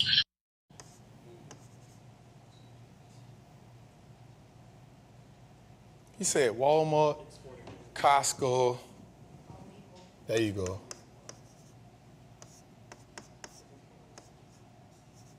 All right, so watch this. Watch this. So, a lot of y'all saying about the Clippers, you feel me? I was getting my hair cut and I saw the information. I was like, yo, keep doing what you doing, my dog. And I just recorded it, right? Because I wasn't thinking about the sound. I was just thinking, yo, this is good information right here, right? And it's important for us because I want us to see something, right? I want us to see something. So I want us to note some of the things that he said that were real dope that he said, right? I want y'all to note some of the things that he said. He said, one, he said that this is similar to the Roaring Twenties. I want y'all to go look at the Roaring Twenties on what was happening in the Roaring Twenties. I need you to go do your research and homework on that to figure out what that was, right? I want y'all to go look at that. But then he said, the consumer is stubborn. The consumer has said to the market, I will spend money. I will use credit. Even though inflation is high, even though banks are having a, watch this, high inflation makes it hard for banks to lend money. Okay, watch it. Because it's costing them a lot of money. It's costing them a lot of money to loan money. Go look at what's called a Fed fund rate. It's costing the bank a lot of money to loan money to growing companies. Now, even though the growing companies got to pay a lot, so now they not going to borrow as much as they will borrow at 5% as what they will borrow at 2% or what they will borrow at 0%. So now this is why in the market you don't see a lot of what? IPOs. I want this to make sense to y'all. I want this to make sense to y'all. If you go look at the Fed fund rate, that's the rate at which banks got to pay the loan money. So now they got to make that up by lending money to people, but they make more money from lending it to companies that won't grow their money. So now the company's going to borrow some money, but they're not going to borrow as much money to grow their company because of what it's costing them. So now they not borrowing as much money, which is why right now banks have over $500 billion in unrealized losses sitting on the balance sheet. We talking basic economics right here that you need to learn about how to play this game. So because banks can't lend money, and whether you realize it or not, yes, the small business is the life bloodline to the American economy, but also it is because banks push money into those small businesses as oxygen. And so if the banks can't give the small businesses money, those small businesses once was a Uber, once was a Microsoft, that was a small Amazon that grew huge because it got injected with money. Okay? Now watch this. Because that's not happening, this is a black eye to the game. And so because this is high, this is a black eye to the game. So the economy can't grow at the rate it wants to grow because the small businesses can't hire enough people because they got to do what? Buckle down. Because big tech companies right now are doing what? Laying off by the hundreds. So also, that puts us in this situation. Jobs, credit. Well, how does credit play? Well, we understand right now, short-term credit is 21%. So people now have to use credit, but guess what? At 21%, you ain't swiping that thing as much as you would, but you swiping it a little bit more because why? Inflation is high. So even though you swiping less, it's costing you more.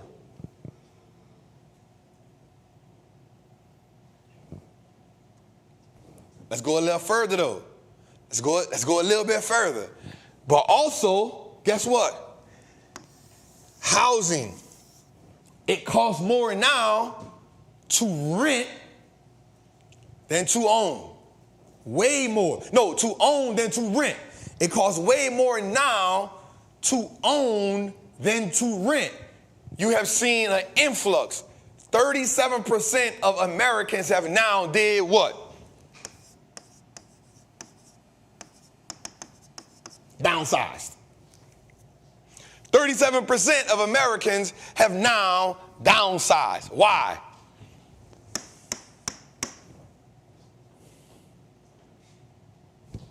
It's not complicated. Right? It's not complicated. And I'm saying this because Peter told me this. I said, oh, so when he told me this, I said, oh, this makes sense. And because I had recorded that video the day before, I'm like, here's the reasons. But also, we've seen oil now drop 12%. This is a problem. So the market has every reason to sell off. But for some reason, we hitting all-time highs.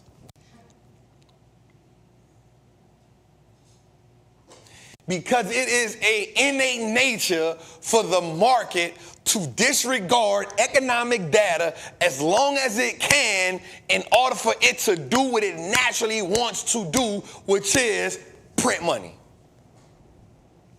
That's what it naturally wants to do. That's why they keep saying the market is resilient. That's why people keep saying, it gotta crash, it gotta crash. It does, but it is not naturally what it wants to do. It'll pull back and look for reasons to do what?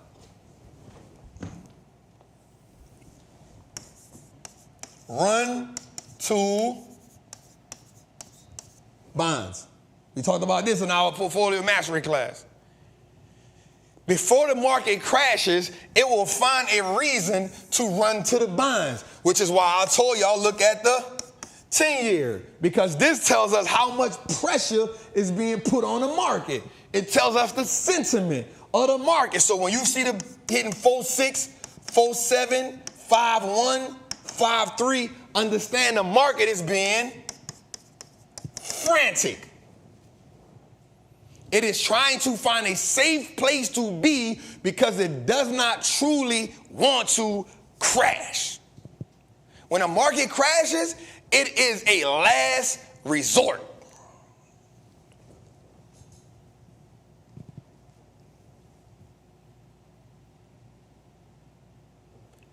When a market crashes, it is at its last. You know how my grandma used to, y'all grandma used to say this. But my grandma used to tell me all the time, you get on my last goddamn nerve. But then she used to tell me something else that I'm not going to say. She said, I got one hair left. You do what you want to do with that in your head.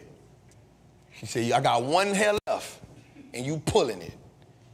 You do what you want. You figure where that hair at. You put in your brain where you want that hair at. It's on you if you figure it out. You don't figure it out, it's cool. But she used to tell me that. And when she said you get on my last nerve, I'm like, all right, cool. But when she said I got one hair left, I knew to go sit my ass down somewhere.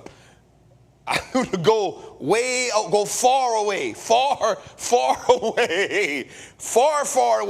Because if I was closer while I was on that, something getting flung at me.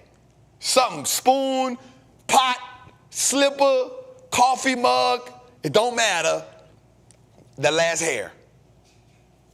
You on the last hair.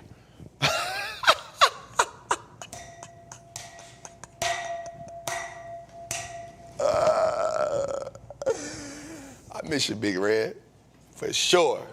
All right. So, but in talking to Peter,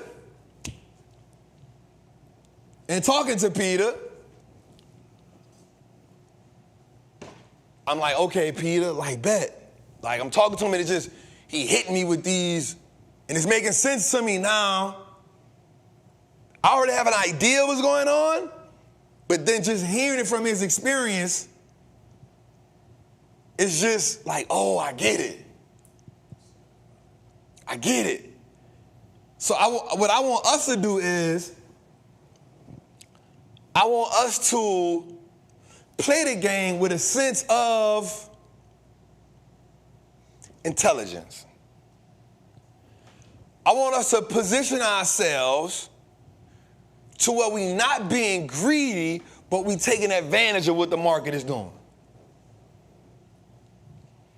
I don't want us to be greedy, but I want us to take advantage of what the market is providing us with. Now, everybody on the Patreon, I'm gonna let you know something. Somewhere around August, September, I'm gonna sit back to see what the market doing. I'll catch that year-end rally somewhere late September. I'm gonna probably try to snatch if I see the market doing what it normally does. But somewhere around September, August, I'm gonna just be like, hey, y'all, I'm chilling. Whatever I got. Whatever I got rid of, whatever. Because I know that is normally when the market gives us great deals.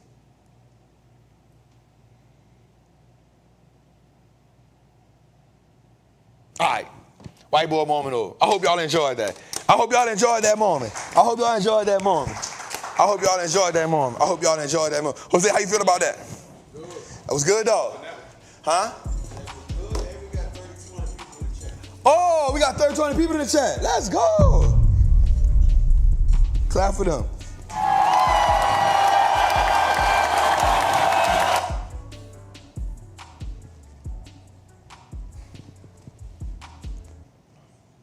Man, stop sending me your wins and losses, dog. Nigga sending me his games in the middle of the show. Oh, salt and pepper.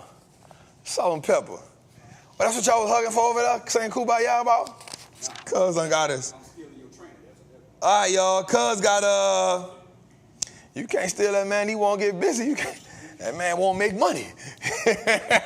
He here to make money. So I'll shout Cuz out.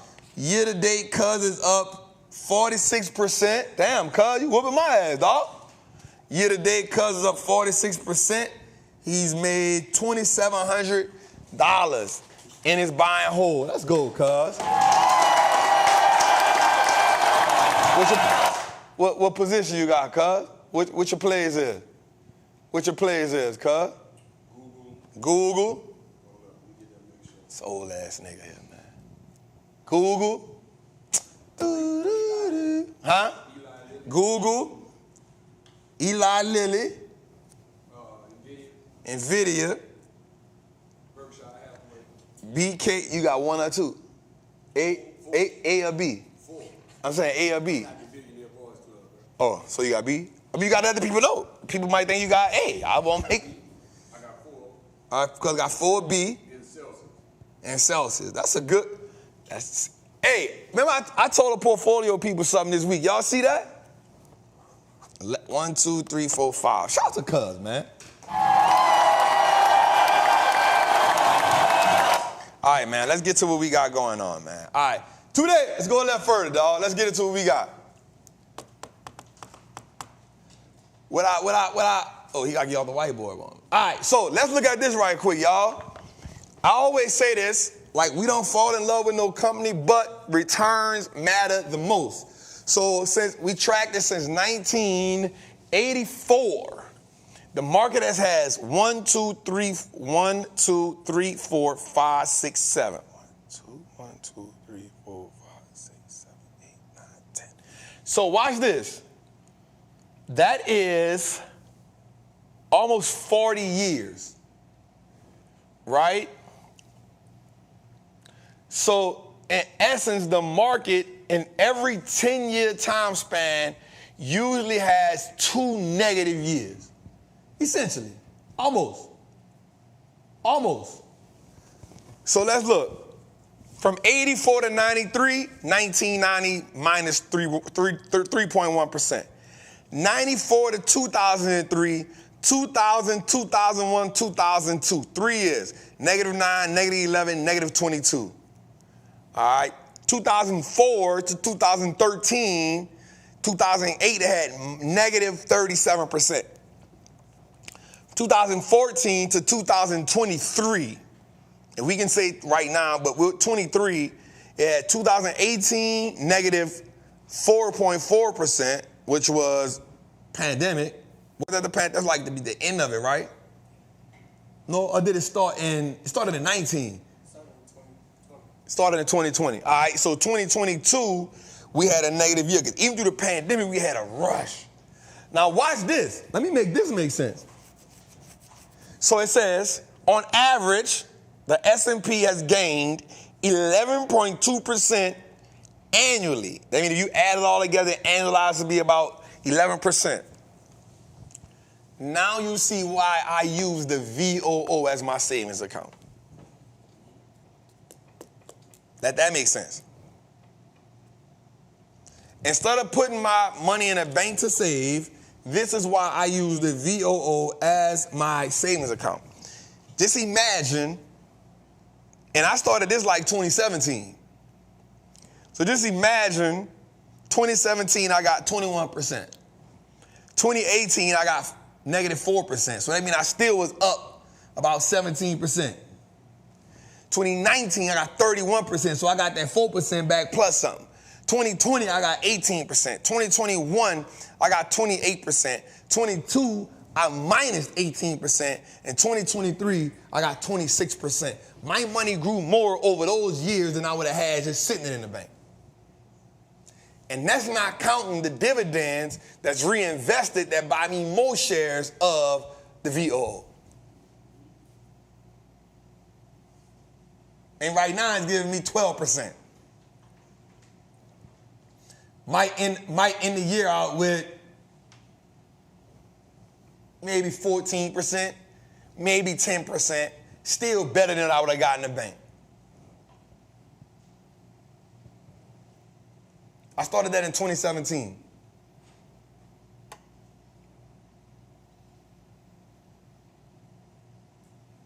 And because it's a savings account, I'm not thinking about taking it out. I use it as a savings account. I don't touch it. I'm okay. Here's the dope part about that. Let's say you put some money in a savings account for your bank, and let's say you put $10,000 in there, and you need $3,000. Well, now you got $7,000. How do you get that $3,000 back? You got to put more money back in there. Let's say I got $3,000 in here, $10,000 in there. I take $3,000 out. I sell shares to get the $3,000. Yes, I will be taxed on it. But watch this. Even if I don't put no more money back in, it'll work its way back up to $10,000. Just by appreciation and reinvested dividends.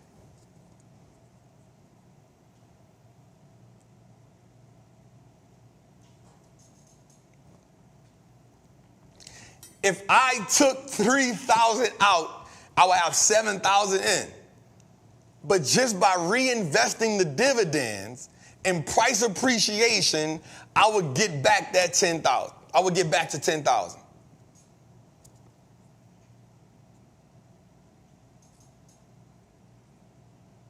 Now, if I took 3,000 from the 7,000, the 7,000 will actually depreciate in the bank.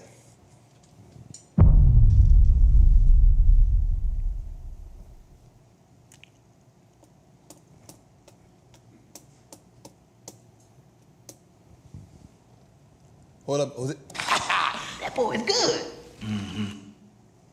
Come on now. I'm just talking about moving some furniture around, Jose. We just talking about moving some furniture around and getting your financial house in order. That's all. Now, I'm not talking about using it as a savings account. Every time something go wrong, I got to go in there and get it. I'm saying really putting it there. And here's another thing I love about doing that. Real talk. When you see your money growing, you really don't want to touch it. You're like, oh, that thing growing. I'm not touching that. Whereas in the bank, you be like, it ain't doing nothing anyway. I might as well spend it. But what you got to go through to get it out? I got to go through my account. I got to sell it. Once I sell it, I then got to wait for it to settle, then withdraw it. From the brokerage to the bank, then I got to go to the bank to get it. Use it. Maybe like, bro, it ain't that quick. Whereas your savings account in the bank, you just hit the card, you tell them it's credit or save, you transfer it over. You go hit, I need some money, come to you.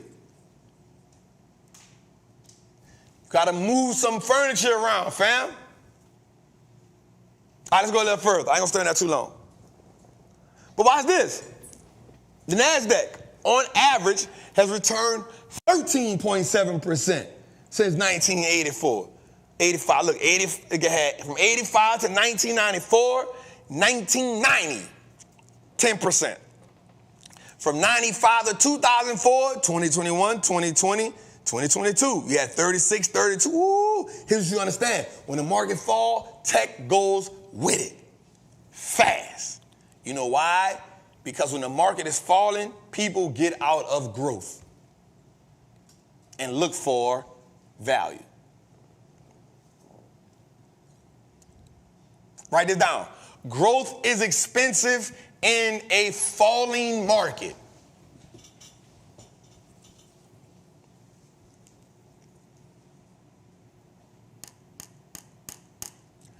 Growth is expensive in a falling market.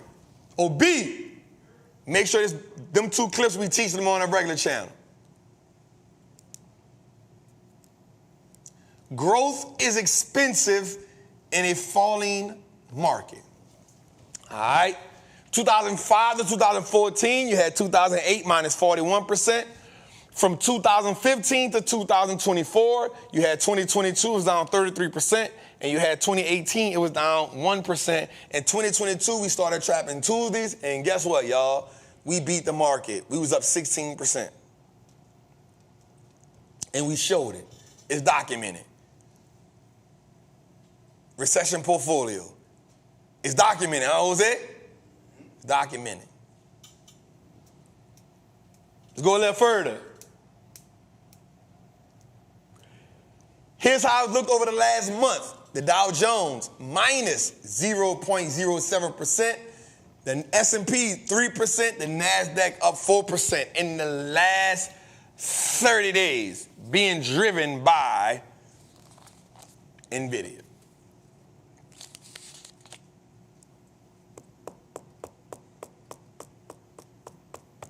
Let's go a little further. All right, so I want to talk to y'all about something. We always talk about like this AI bubble. And don't get me wrong, I am a firm believer that two things can be true at one time. Yes, we can be in an AI bubble, but yes, you also can find quality companies inside the AI bubble. This week, we did a break down in a portfolio masterclass on why I like Nvidia more than AMD, and it was just a blowout. It was just a blowout why that company does not compare. And why you probably would never see me do an option play on it, or you would never see me own it. At least not in the next 2-3 years.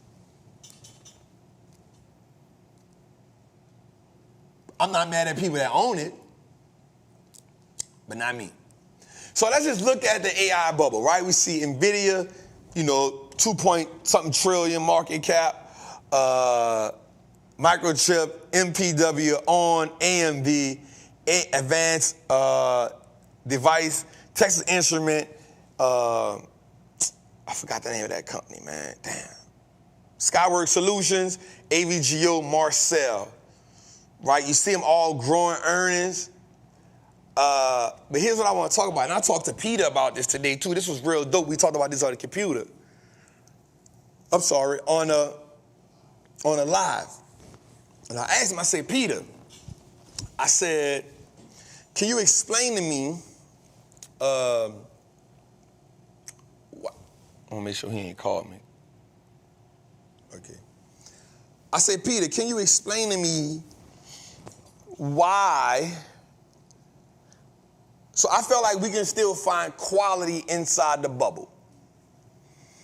And he said his friend Dan Ives, which I know Dan Ives because I watch him, he is the biggest bull next to David Lee Tom Lee, when it comes to being into technology. He's been right so much, and he gives Dan wears some funny suits, but they're expensive. He remind me of, what's your boy name? Marv Albert, that was his name. Used to wear the Versace shoes all the time in the NBA. But Dan got that cape. You hear me? Dan be calling it how he go. And so he said something though. He said we are in the beginning of the AI revolution. He said we're probably in round. He said if this was a baseball game, we probably in the second inning. He said we probably in the second inning. And I talked to him. I said, well, Peter, I saw something today. I saw where even a real estate investment trust, Essex Real Estate Investment Trust, said that they are gravitating to AI. They put an AI, and I'm like, yo, how does a REIT put AI in place? Right? And I'm like, yo, the crazy thing is we are seeing this thing run. Now, I wish I would have recorded this part too when I was getting my hair cut. There's this company that's about to come out. They interviewed him and they interviewed his AI. Bruh. I was like, wait, what? It says the next level of like the deep fake stuff, right? They interviewed him and then they interviewed, if you would have not told me, I would not have known the difference. If they wouldn't have said, yeah, that's the AI version. We're gonna show y'all what we did. And the dude talked, he asked the thing questions on an interview. And I was like, okay, this is dangerous. But I remember Elon Musk said something. He said it's the second inning. And he said, and I remember Elon Musk said something. Elon Musk said that humans, remember we was young, we used to have go-karts? I don't know, y'all from up north, right? So I don't know if y'all had them or not, but I'm from the south, right? So we had go-karts. And in our go-karts, you have this button. And the button regulated the governor. Elon Musk said humans don't know how to govern themselves once greed come in place. It was crazy. It was crazy when he said it. And he said what will happen is once man understands what they can do with this, they won't stop. They won't stop. Once you understand, he said, I've been trying to tell people that. And this was when he, go look at his Joe Rogan interview when he smoked the weed. That was the first time I ever made $25,000 on a put. It's the first time I ever did it. I said, oh no, the market will not like that. You a CEO of a public company, dog. You smoking weed on a show? No. It was the first put I ever did, and I made so much money on it, and I knew I was gambling. I said I would never do that again. I made $25,000 on that, bro, because I just knew how the market was, bro. And what's it called? And I said, he said that I thought about Terminator. And he said something, he said, there's gonna become a point in time where we're going to feed the machine so much the machine will 100% be smarter than the human being. And he said the number one way to do it is with this phone. This phone makes us walking cyborgs. And from that moment on, I promise you, I have never played like the Facebook game, how you gonna look when you get older, when people be doing stuff on Instagram, how does your child look? And I've never played any of that. You know why? Because I don't want to feed it information. I tell Jose all the time, do not put my name in ChatGPT, dog. Stop doing it. I be like, stop doing that, dog. Bro, he told me something one time and it can't. I say, bruh, stop doing that. Because the more we feed it, bruh, the better it gets. the better it understands your voice, your tone.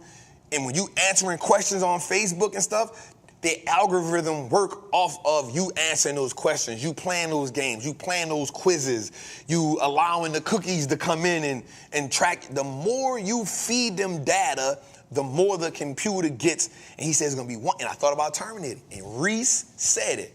He said it is man versus robot.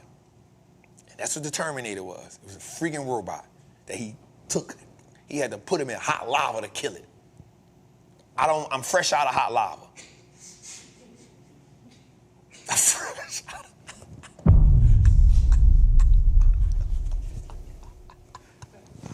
I'm fresh out of hot lava. But here's the thing, bro. I'm looking at this dude, and the dude, so he interviews the guy.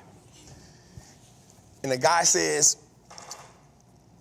once you ask me the questions, it took me about 30 minutes to program him to answer the questions. He said, and that time will speed up. And the more we talk to it, the better it'll get at understanding me and understanding the question and how I would respond. And so the lady said, okay, but does this not pose a risk? Like, for every level of, let me say this right, for every level of advancement, Jose, there's an advancement of criminal activity. You see how serious I got? This is crazy. Bro, I'm gonna keep it, criminals only get smarter. Scammers gonna scam. They hitting people now with just fake pages of me. It's just a fake page. Imagine when they be like, yo, what's up, this trap? Yo, what's up, this trap? Hit this course, dog. Come on, partner. Trap, I got the video. I'm like, bro, that ain't me. They're like, no, that's you. I'm like, bro, I promise that ain't me. No, it's you. Huh? It was a fake page. They always do that. They always do that. I'll be on live and the fake page trying to tell people, I'm like, bro, you bold. This is my page. How you telling somebody DM you on my page on the fake Wallstreet Trapper account, bruh? But bro, what I'm saying, Jose, is this, bro, like, so the man said yes. He said 100% that is a thing. But he said something that was dope though. He said, but as we evolve, as the criminal evolve, we also put AI in place to detect criminal AI. Right? So like, they'll have an AI be like, answer this question because the real person will notice in the AI. I'm like, bruh, poor people don't have access to that. I'm just scammed. People just scam on him.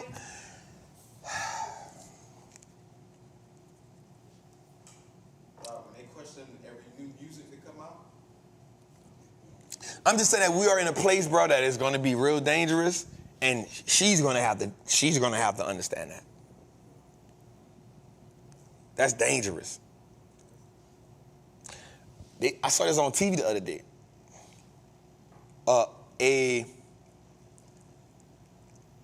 A group of college kids had to do a midterm. Everybody in the class got like a 99 or 100. They all had different tests though. They all, like, you know how the teachers be like, everybody got different tests. They all had different tests, but they all got 99 to 100, and the teacher found out that it was AI and flunked them all.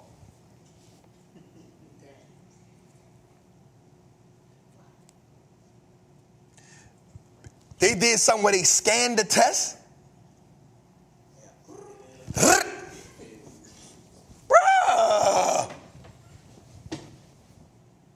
They just scanned the test.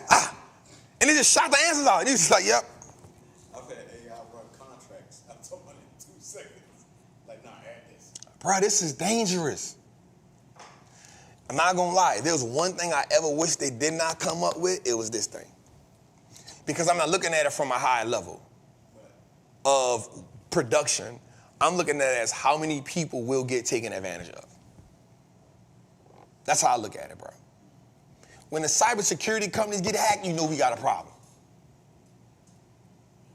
cybersecurity companies are getting hacked, we have a problem. Let me go a little further because I don't want to stay there too long. But Peter said something that was real dope. He said to me that, Trap, there's going to be, he used the word derivatives, and in essence, it's a hierarchy of how AI will go. He said, Nvidia is 100% in a league of its own. Mind you, this company has now came out with they just came out with something the other day that the CEO said, we will go from making one chip every 2 years to making a new chip every year. So that means he's going to be so far ahead of the competition.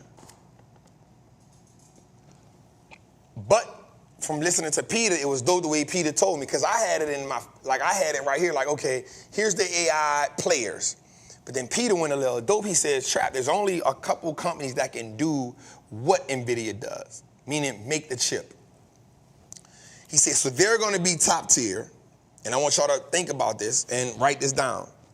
He said there's going to be a top tier company, and then there's going to be the other companies who buy from Nvidia.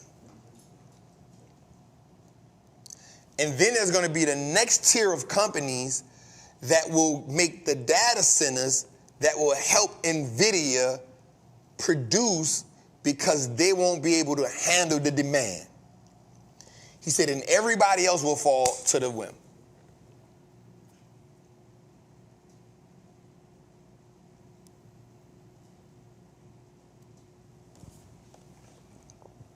And let me see, today alone, He said Google was one of those second tier. he did.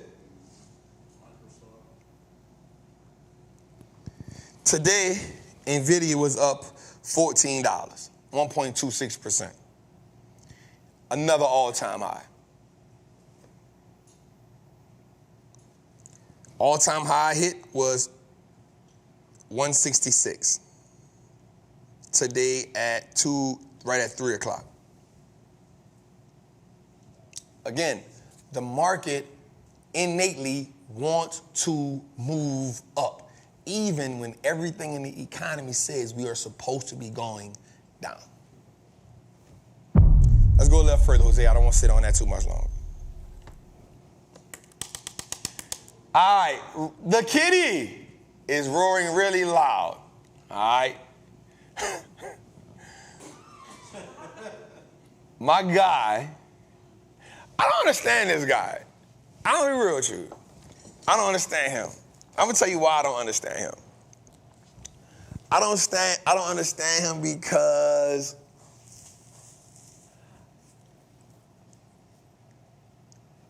you can strike oil once, but I don't think you can strike it twice. You can compete with himself like a wildcat. Huh? Let me tell you why. Let me tell you why. Let me tell you why I feel like that. I don't think the market will let him do what happened the first time. So he like, why y'all think I'm gonna hit here? Hit low. In the same company? And it's just my thought, I could be wrong. So Roaring Kitty owns today, as of this week, he owns 5 million shares of GameStop. He also owns 120,000 call options, which are currently in the money. I think today I saw something today that said, if I could be wrong,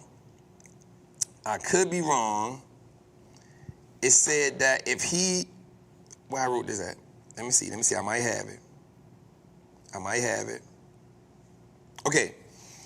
I think if he would have sold today, he would have hit for like 84 million.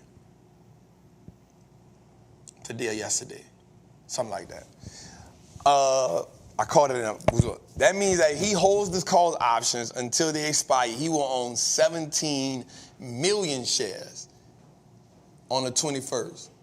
To put in perspective, the total public float of GME is 28. What's up?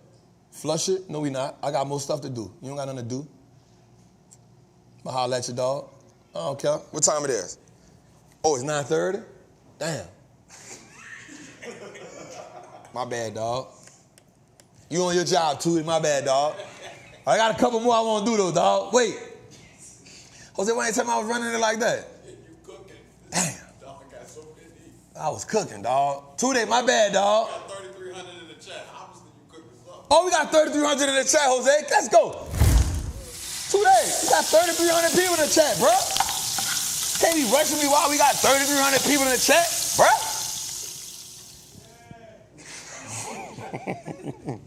My dog doing his job, bro. I thought it was 8:30. Damn. I got a 5-hour flight in the morning, too. Shit. I saw that 33 and the numbers was broke. It's all like, keep cooking. I gotta go to Seattle in the morning, dog. We got 3,300 people in the chat, man. All right, so watch this.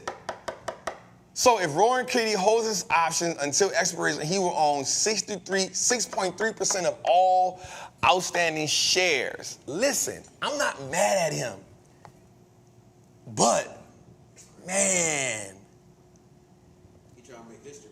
he trying to. I don't know if. So one, I will say this: when GameStop shares soared last week, 2 weeks ago, the company sold like 48 million shares to sell off debt, to get some debt down, right? So they did the right thing. I just don't know if I see them letting him do that again. Like the way he did it, like the way he got it, the way he got behind people, and I still don't think it was just him. In my mind, I think there were people on Wall Street who rode that wave with him. Because I don't believe that there's enough money in the retail investor to make that thing pop 400%. I just don't. I could be wrong.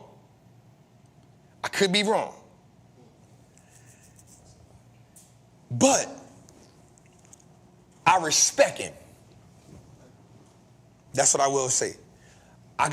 Because I feel like, I mean, not at that level, because he's 17 million shares, that's goals. You know what I'm saying? That's big dog talk right there. Like, that's hedge fund talk.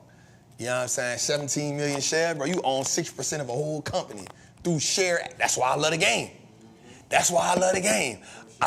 Ownership I own 6.3% of the company through shares. I ain't had to ask none of y'all to let me in. I ain't had to go be buddy-buddy with none of y'all. I ain't had to be in the bylaws and write the composition. I ain't had to write none of that. I got shares. A ton of them. Abundant amount. 6.3%. Now, if you'd have cashed out, he would have been up like 84 M's. That's why I know he knows. He trying to be in the history books again. He trying to do something. If he cashed out, he up 84 M's. That boy posted a reverse Uno card. I said, this nigga loud. He loud. Jose, he loud. That boy don't say much. Boy just make a little post, reverse Uno. What? Draw forward. Jose, he out his top. He playing a hell of a game. I ain't mad at you. Know why, bro? Guess what he doing? Jose? He moving furniture around. And guess what? They paying attention. Because guess what? E-Trade said, we thinking about not even much letting this even go. It was in the USA today. It was in the Wall Street Journal today.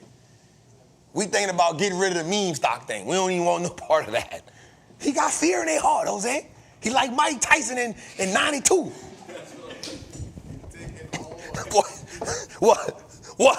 What? And they got people that live by him. Diamond hands. Jose, they got people that live by him. Diamonds.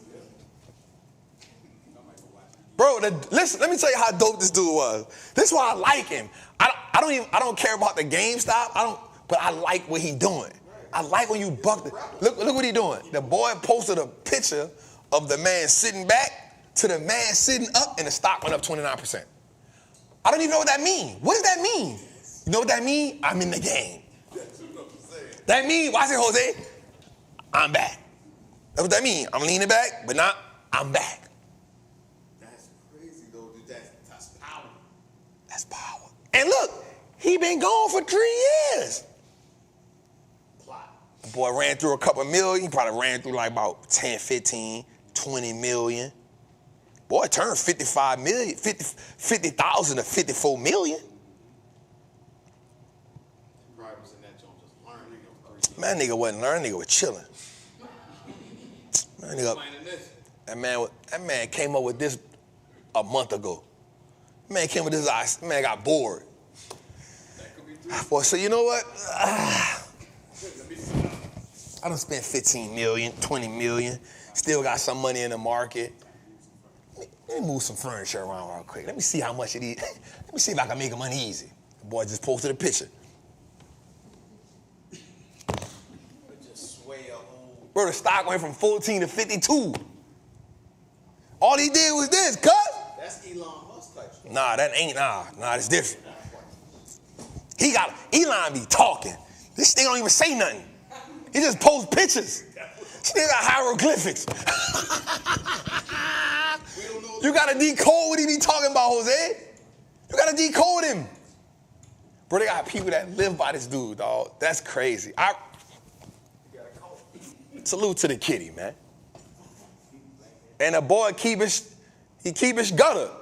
Red, kitty shirt. Here's the thing about it. He got bigger since the movie dropped. Because there's people who ain't even know. Nah, I think everybody knew it. Everybody in the market knew it. When they heard the... Market, I'm talking about, now we're talking about more retail investors. Bro, that thing, I don't know, Jose. I think I ain't know, I ain't know him. You ain't had to know him. You know the money. You knew GameStop. I knew GameStop, but now you put a face to it? You ain't put no real face to it. No, I mean, you put an idea of a face to it. I'm trying to tell you. That's because you wasn't in the Reddit. You wasn't in the... Yeah, but you knew about the game. Everybody knew about the GameStop. But when you saw the movie, you was like... Exactly. So now he come back, he like... Son, that boy turned... I'm not going to lie, son. Bro, that's a life-changing event. You turned 50... Bro, you put your last 50... That's moving furniture around right there. That nigga moved the whole house around. Bro, he turned... Bro, he turned 50,000 to 54 million. Ooh! And that boy took on the U.S. Supreme Court. By himself. And he stood on his own. By himself with a cat on his shirt. Nah, he put that suit on. He ain't play no game with them folks. You play that roaring kitty shit you want. Put your ass in a pound. That boy had a hot 50K, cuz. That boy said, that boy told his wife. Listen, that boy told his wife, his girlfriend at the time, whatever she was. Boy, I don't even know how a black woman would have handled that. Nigga, you done lost your everlasting mind. That's what she would have said. She wouldn't, a black woman, I'm gonna keep real, I love my sisters. You're not about to put all our money in no GameStop. You don't even play games like that.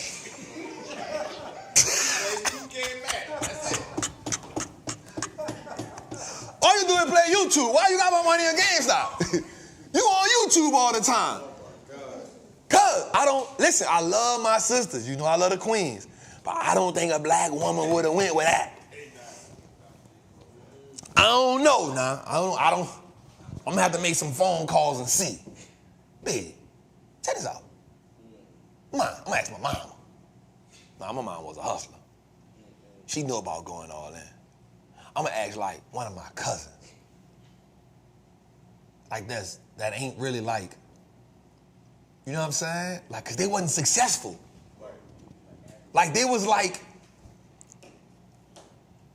in a small town. His brother's driving Uber, punching him down.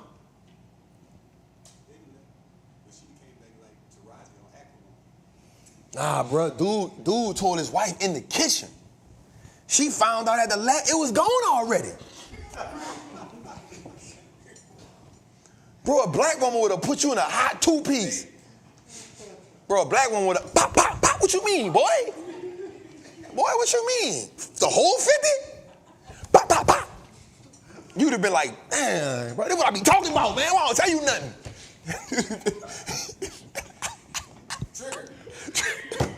So I don't be telling you nothing, man. Stop putting your hands on me. Yeah.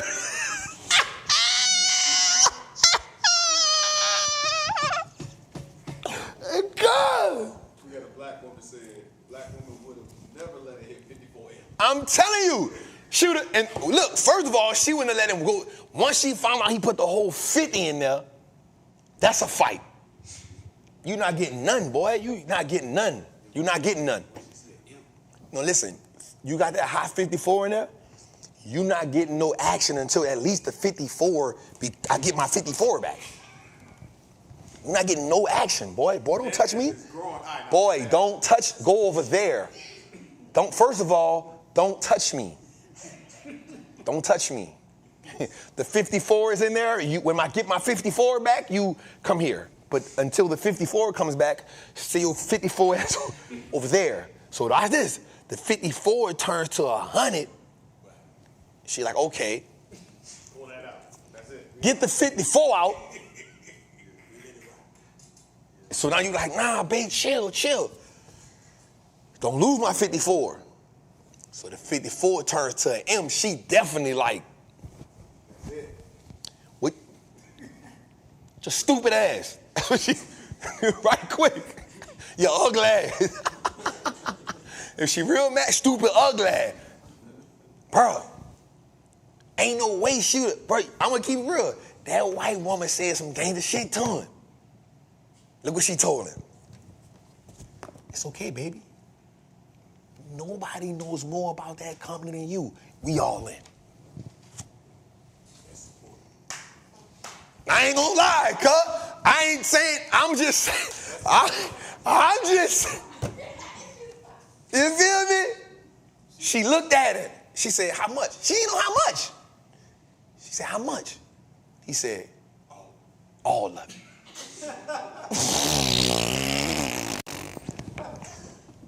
She said, the whole 54? He said, all of it. And he was waiting for the lick. He didn't even look at it in the eye. He was like, all of it. She did, boy, the chin up. Say it with your chest. It's okay, baby. No one knows as much about this company than you. Don't worry about your friend who don't know. We got this. Matter. Look what she told him. Watch this. Go make a video.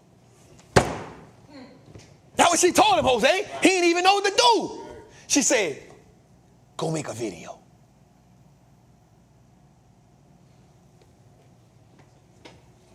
All right, Tuda, let's go, dog.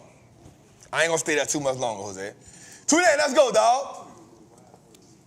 Last one right here, man. Listen, Apple cracks $2.9 trillion again for the first time in months. I got a question. Is Apple back? Now, watch this. It only grew 1.56% in the last 6 months. It's definitely getting beat up all year. It finally has hit the 195 mark. It's back to 2.9 trillion. Nvidia is right behind it with $2 trillion less. Here's my thing. I always said, y'all know it, Apple stock a day keeps the poverty away. I believe in it. I like the company. It is a strong company, but is it back? I always said something. I never trade Apple, I never trade Microsoft because I don't like how they move. They'll be dormant for months and then explode and then be dormant for months and then pump fake you. You know what I'm saying? Like, I don't like them. But they have found some momentum. Is Apple back? I got one more today. Go to the Elon Musk one because this is some gangster stuff that happened. This is super gangster right here. Go to the Tesla one, to the Tesla slide.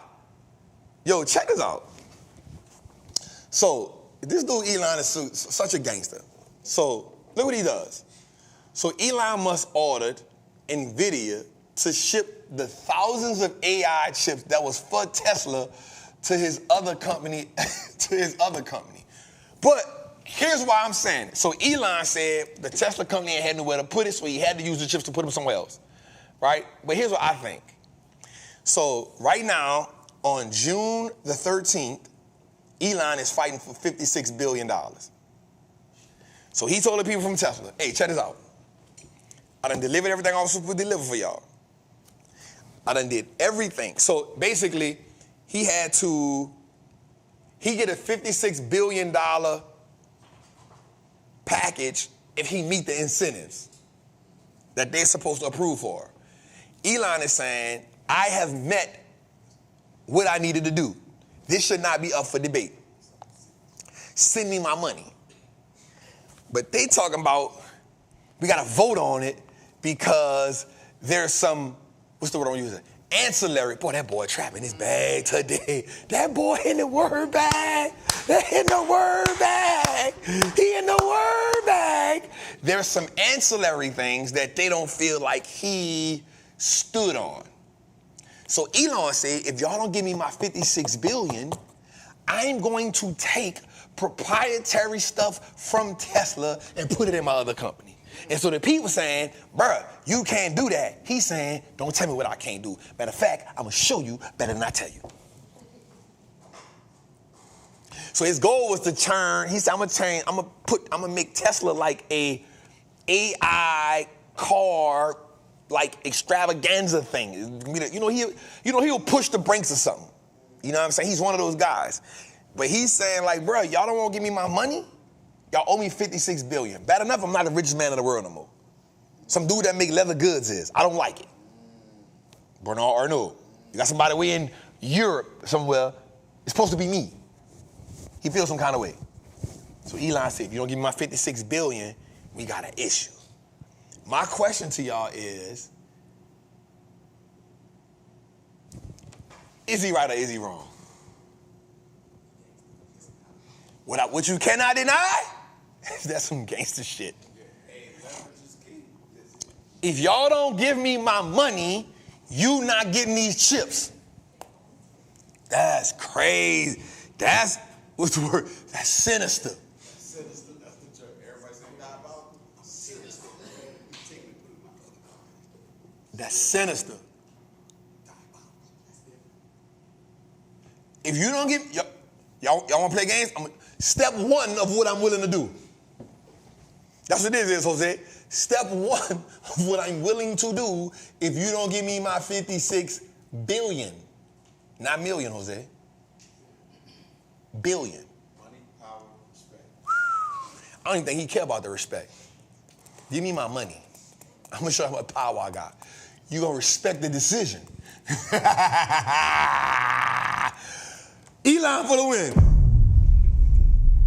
Let me say this before we go even further. I don't care what you say about nothing. How the hell did Donald Trump raise another $113 million after he got found out guilty? Yo, I'm going to say something. Y'all know I don't care. You know, I told this to people. To me, it's not about Donald Trump winning or losing the election. I could care less. But in my mind, how can we be mad at the same system? Like, this is how I feel. I made a post, and people was like, you don't know. I said, y'all, you missing a post, because people don't read on Instagram. I said, you never once heard me say, like, I'm for him or against him, right? Because I believe both of them got their own thing going on, for better, for lack of words. But all I'm saying is, if you're saying the system is corrupt, like Grant Cardone, he was like, I don't love this system is trash. Bruh, the system been trash. Is what I've been saying. Do we now finally realize that it's trash because a white man that y'all love is being used? You know what I'm saying? That's all I'm saying. Like, the system been trash. It ain't just started being trash. You feel me? Like, there's so many men that I know, black men, that cannot vote, that cannot get jobs, that cannot get housing outside the hood, cannot bear arms in a country that has the highest mass shooting rate because they got felonies. And here's the thing, it don't matter what kind of felony. It don't matter what kind of felony. So how can we still say that a felon can run for office? Now here's the dope part about it. Here's the even more like maniacal thing behind it. Yes, we always say the system did what it was supposed to do. And here's what we say. Everybody has the right to appeal a decision. Everybody has a right to, I will say that. My shit got overturned. But guess what? Until you appeal that decision and it comes back not guilty or it's overturned, you're guilty. And as a convicted felon, you should not be able to run for office. That's all I think I got to say about that. Now, if they get overturned, bruh, go. Go run for it. Like, go crazy. But how can we as a country, and that's what I'm looking at, the overall country, how can we as a country be represented with a convicted felon at the helm? Especially if the presidential spot is supposed to be the most prestigious position ever. The word prestige has a lot of weight. You got to be damn near flawless. Like, ain't nobody perfect, but you got to be damn, like, they got to go back to like, yo, you did some shit in kindergarten that really wasn't cool. Like what you did in kindergarten, bro, you can't run as the president, bro. You stole the crayons and we can't have a thief as the president. Like we saw you lift the lady's skirt up. That's, okay, sit your bad ass down. You feel me? But bro, like, we talking about prestigious. And I told Jose something, like, I'm not a George Bush fan. But when I found out, me and Ox saw it, when we found out this dude was on a ship that got blowed up, he was the only one, the airplane got blowed up, he was the only one survived, and he swam to a submarine. Bruh, go run, bruh. You deserve to run. You feel like, bruh, if anybody, I don't care if I don't agree with you, but that's old man. If anybody deserve to run, it's you. You was in the army, you got blowed up, 8 people got killed, you the only one survived, you swam in the ocean to a raft, floated, and the people in the Navy pulled you out the water. Bruh, my hat to you. You deserve to run for the president, dog. You deserve it. Whether I like your political views or not, you know why? You all in. That's some gangster shit.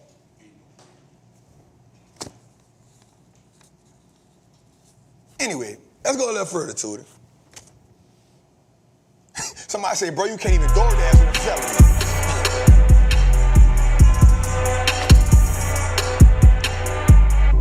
Tootie trying to run us out this bitch.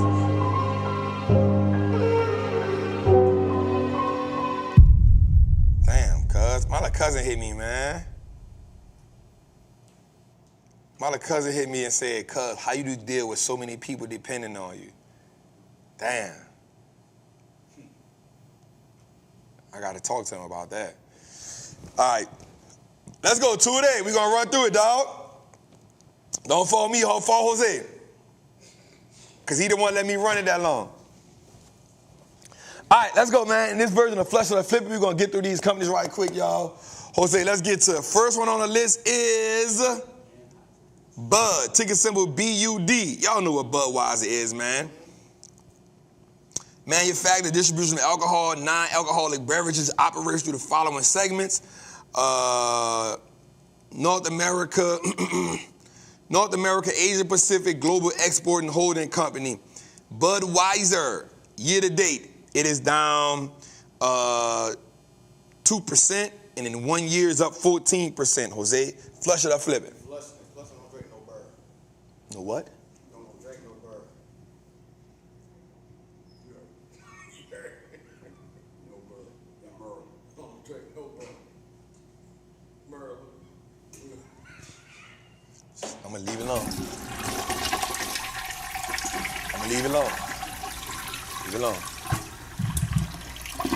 All right, next on the list is MEL. I always pronounce this wrong, but Millie is how I pronounce it. It's a Mexican e-commerce. Supposed to be it's the biggest e-commerce thing in Mexico, right? It's supposed to be like the Amazon in Mexico.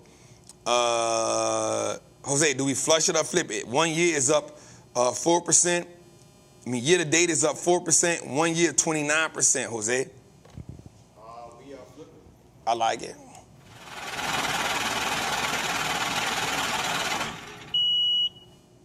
All right, STZ, Constellation Brands, in case you don't know.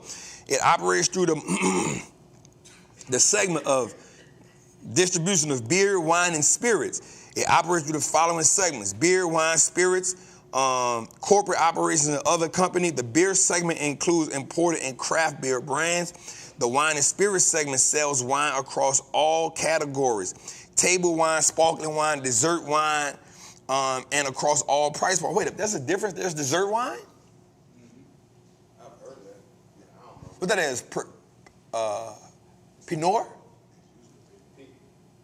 Pinot? That how you say it? Pinot Noir? Nah, I'm trying to help. I'm trying to figure it out. What is it called? What is it called? What is dessert wine, Jose? I have no idea. What is table wine? There's a difference between table wine. What's sparkling wine? All I know is Taylor Port.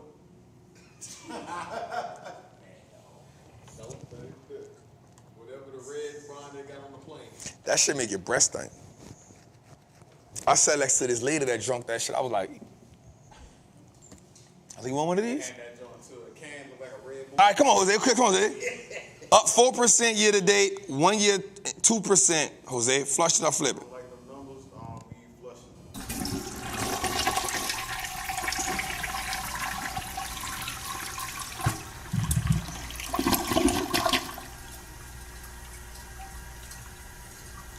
All right. Coupang. Ticker symbol CPNG, Jose. It engages in operating e-commerce platform. It operates through the following segments. The product commerce segment provides core retail and marketplace offerings, and Rocket Fresh, as well as advertising products associated with these offerings. Jose, it is out there in Seattle, Washington. Jose, the company does not pay a dividend. It is up 37% year to date. It is up 34% in a year. It is down 63% in 5 years, Jose. Flush it or flip it. I'm a people's champ on this one. Definitely with that 5 year and flushing. There you go. There you go. You're starting to think like a trapper, Jose. Took us 90-something weeks to get you there. That's all right. Stay dedicated to it.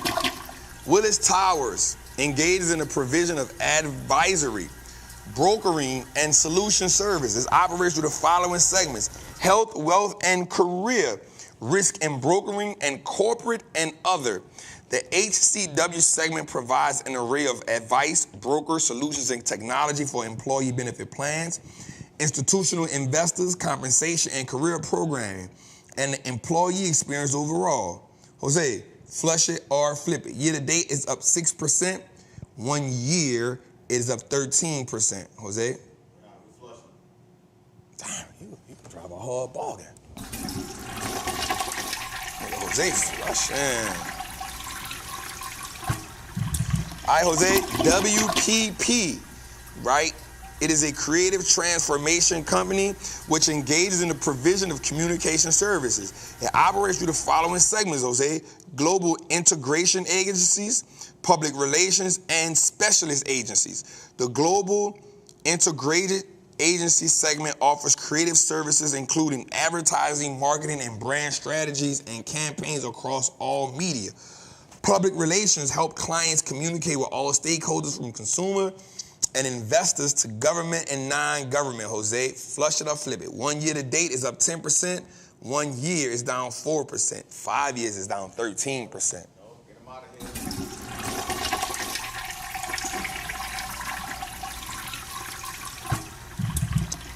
All right, next, Jose, is EXPO. Make sure I was right. It is an engineering and scientific consulting company which engages and provides engineering, scientific, environmental, and health consulting services, Jose. In 1 year, year to date is up 7%, 1 year 60.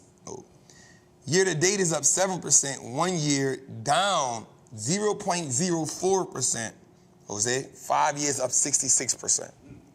Probably looking good, but we people's champion. We are Flushing. I like it. I like it. Boy, you started. I'm so proud. I'm so proud of how you think right now, bro.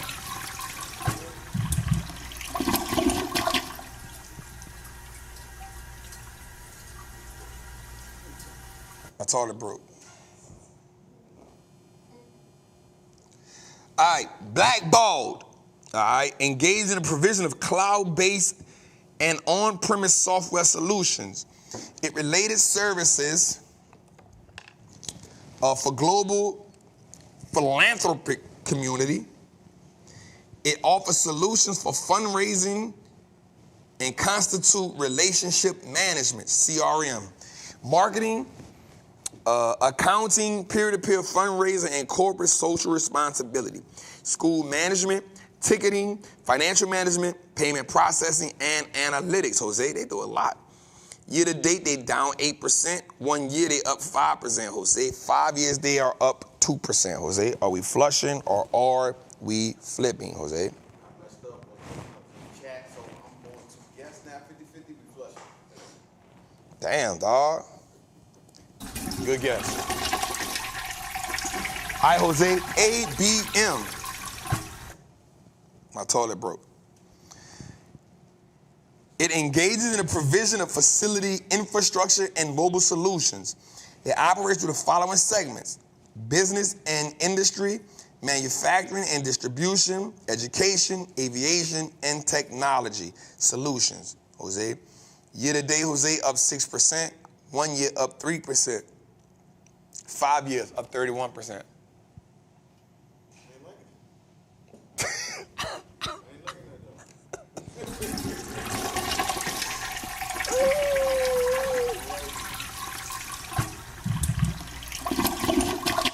My toilet broke.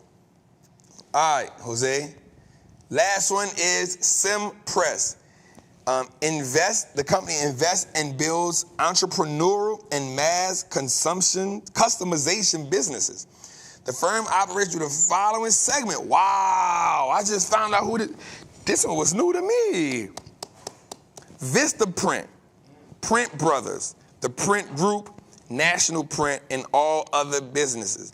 The Vistaprint segment refers to the operations of global Vistaprint websites, web branded business, and which engagement in Vistaprint digital brand businesses, Jose. Year to date, Jose, they up 5%. 1 year, 64%. 5 years, down 4%. Right now, we're half and half, so I'm going to say flip on this one. Nope. Let's go, 2 days. We like it?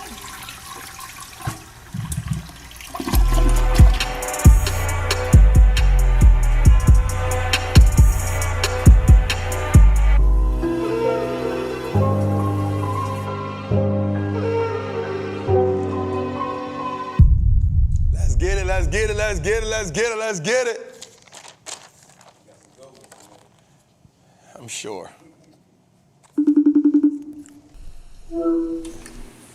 Trap, Love and Life family, appreciate you for all you do for us, man. Thank you for real.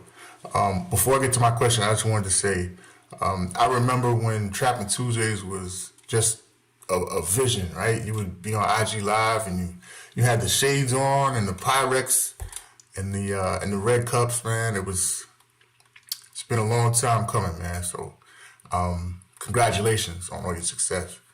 My question to you is, I served as a volunteer in Philly for the Recession tour. Had a great time and learned so much from your team. When's the next opportunity we're going to have to serve you in the community? Thank you. When what? The next time he's gonna be able to serve, he served as a volunteer in Philly. He's like, when can I serve again?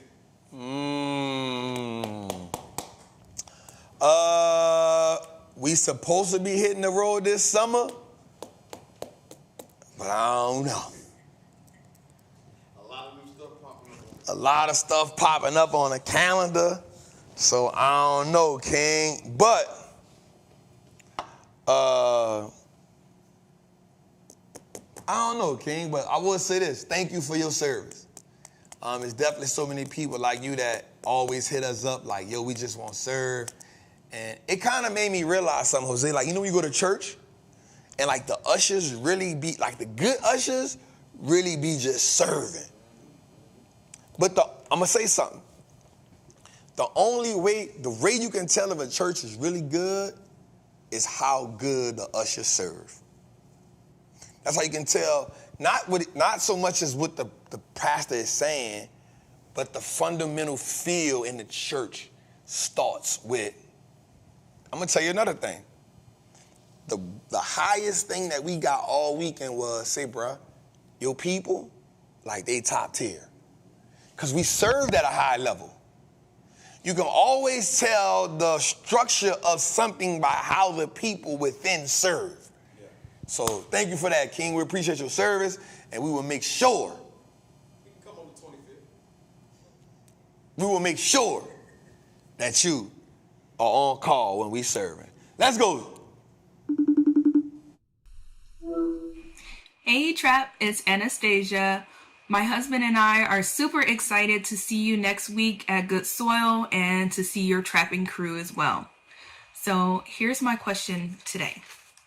My question is relating to Nvidia and the upcoming stock split. We are evaluating stock option contracts post the split, but we have concerns about the impact of a gamma squeeze.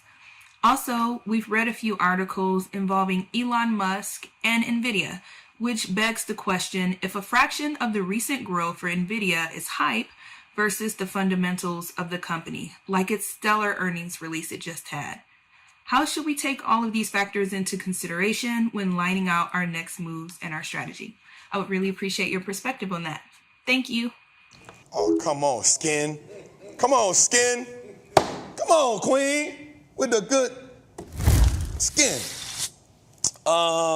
First of all, man, thank you and husband for just locking in, tuning in, getting that information from us. I would say this. Every company has a little bit of hype added into it. Every company has that. We already know with the stock split.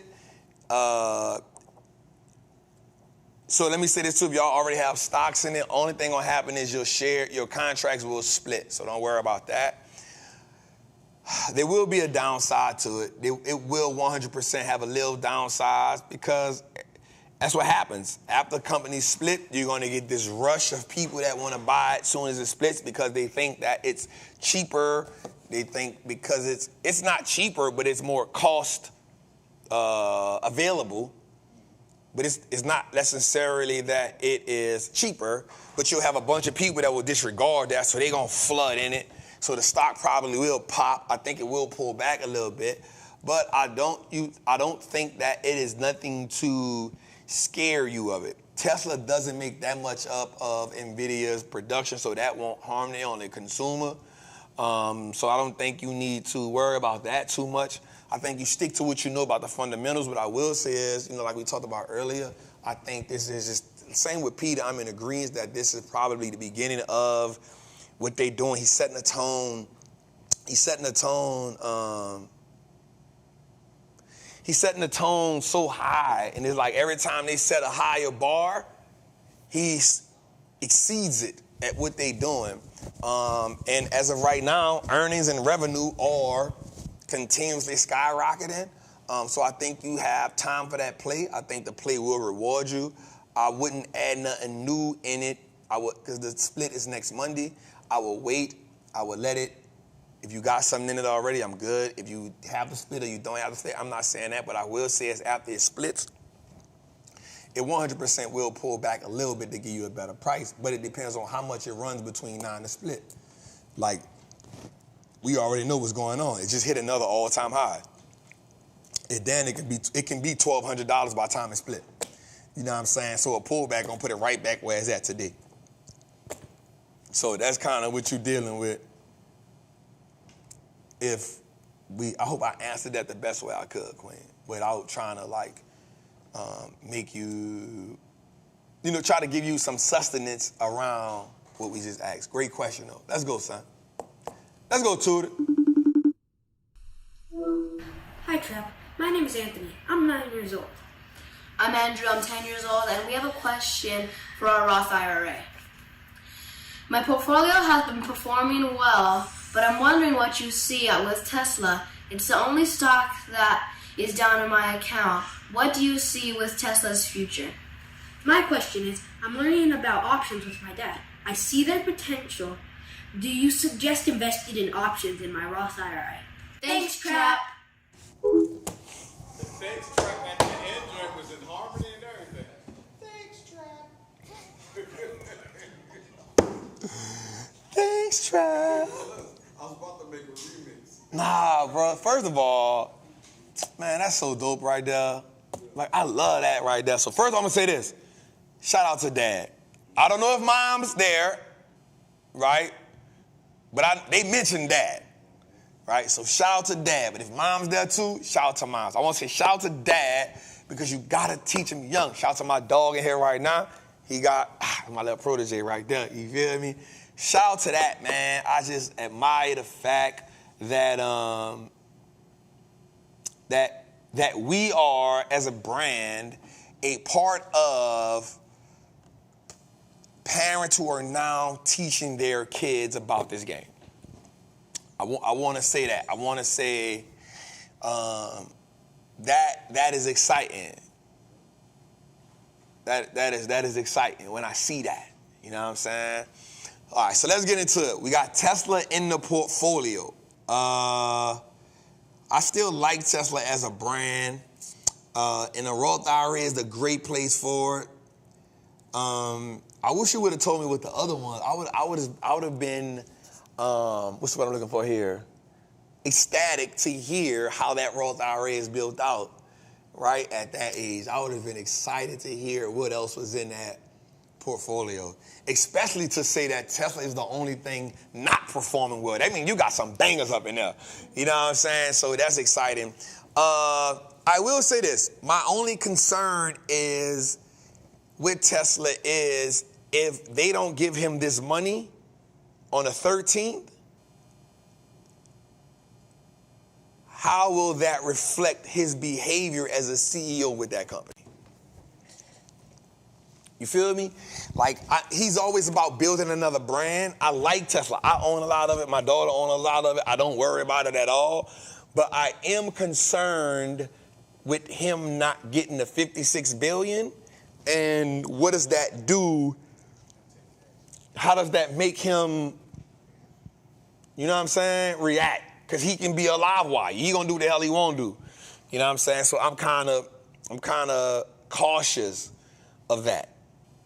I'm interested in seeing how he plays that after that. So I'm not going to say I'm super confident because I'm aware of who the CEO is of a company. I'm aware of who he is as a CEO. I'm aware of the power that he has. And I'm also aware that he, what's the word they say? You move to the beat of his own drum. So I'll say that. As far as the other youngin' who playing an options game, I would say make sure Dad knows, and if Dad can guide you, I'm okay with that if you understand how to play the buy and hold game. I'll tell you what, if you can break down a company, that's my challenge to you. My challenge to you is to do another 1-800-TRAPPER hotline, and you break down a company for me in your hotline call. If you break down a company for me in a hotline call, give me a price for that company, Explain to me why you buying it and give me the fundamentals. I will give you my answer about you doing options in Roth IRA. That is a pact between me and you. Let's go.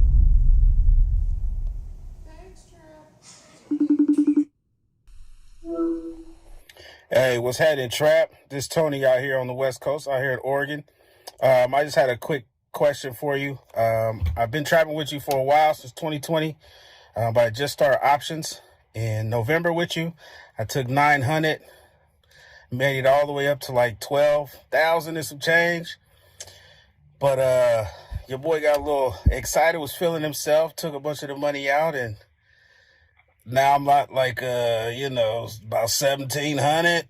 I was wondering if you can give me a little bit of game on how not to mess up the re-up money at the dice game. Also, shout out to you and Faha 500 with the baggy socks for pushing yourselves to do better. Much love. Appreciate you, brother. OG had all kind of bars up in there, yeah.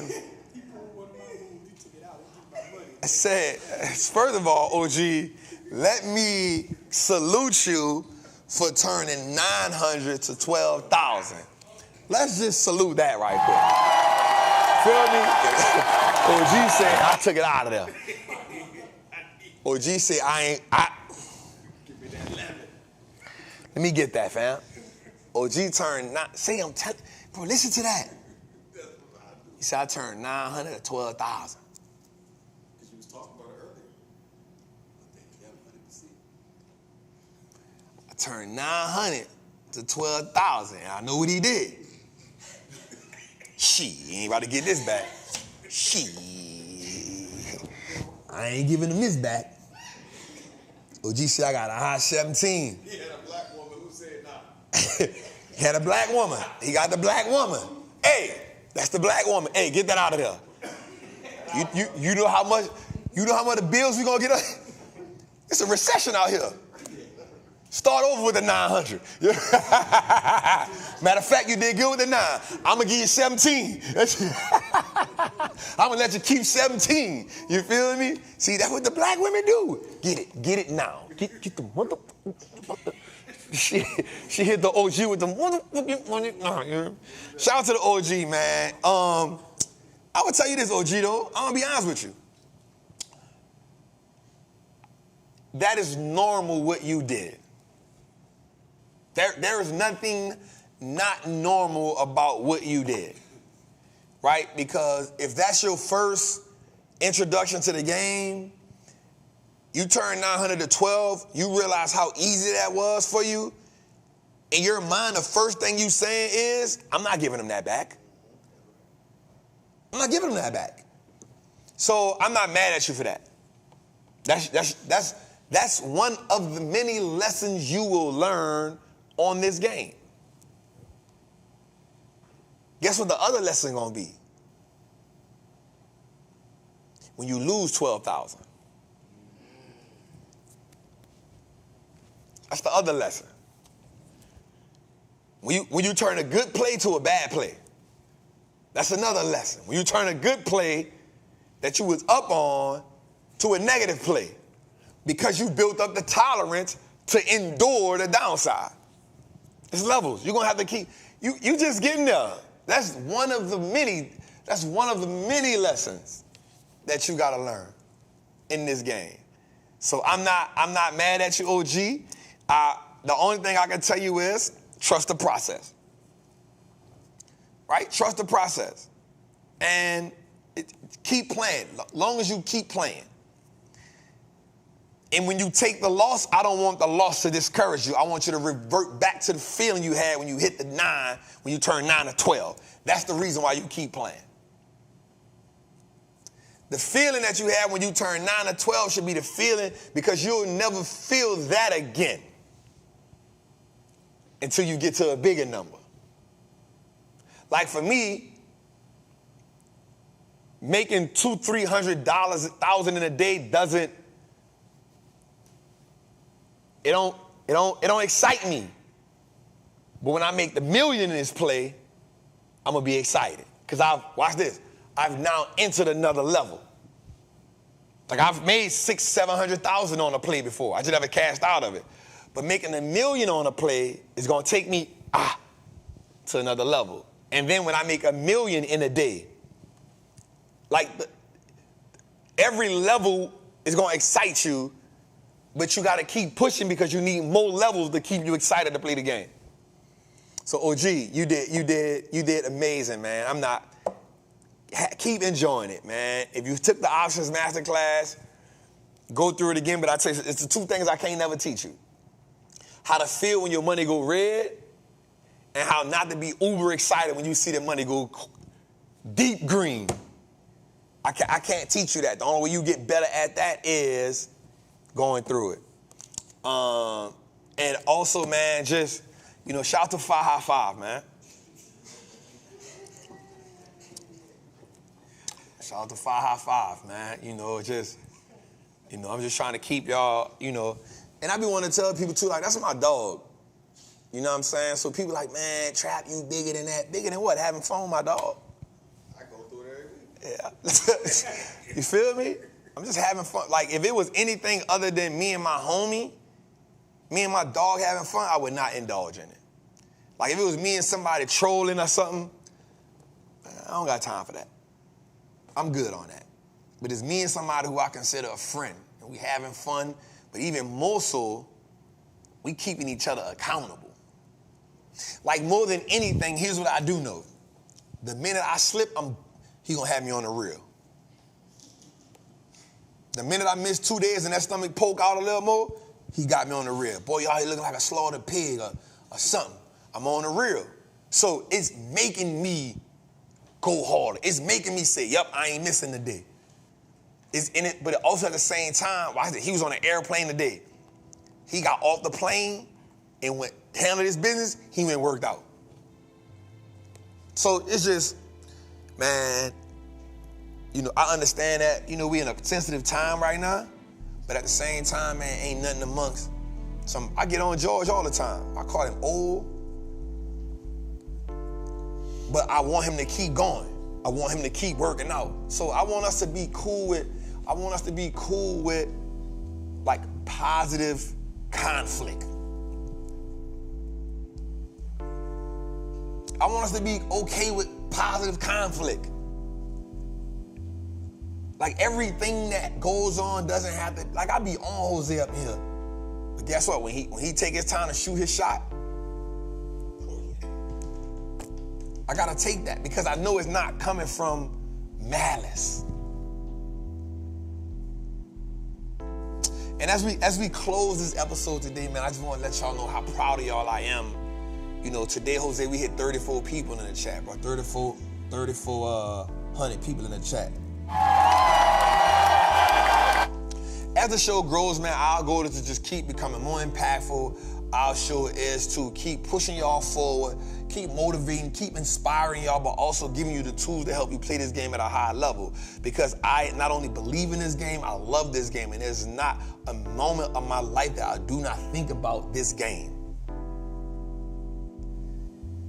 If we don't take a game serious that we know can change our life, what are we really doing? We know the game can change our life. We've seen the game change people's life. There's a reason why I even started getting more and more contracts. I started buying 30 contracts, 25 contracts. I knew I was risking more, but I needed my people who follow me to see, oh, there is more in this game. Don't limit yourself. But we gotta stay the course. And understand that while the destination is the end result, the journey is how we build up our wherewithal. Okay, let me say that a little different. While the journey is the place, while the destination is the place we desire to land at, the journey is how we build up the experience to keep going. It's in the journey where we learn everything we need to learn. Because once you cross the finish line, guess what? Another race starts. I told y'all earlier, every day you gotta pay for success. The pain, the losses, the bumps, The bruises, that's just the initiation fee. That's just the down payment. That's just the sweat equity. And you can't get around it. We cannot negotiate the necessary. Until we accept that, we will consistently fight for mediocrity. Until we accept that, we will only be fighting for mediocrity. Man, it's your boy, the Wall Street Trapper. Welcome. Appreciate y'all for another episode of Trappin' Tuesday. We thank y'all. We had a great time tonight.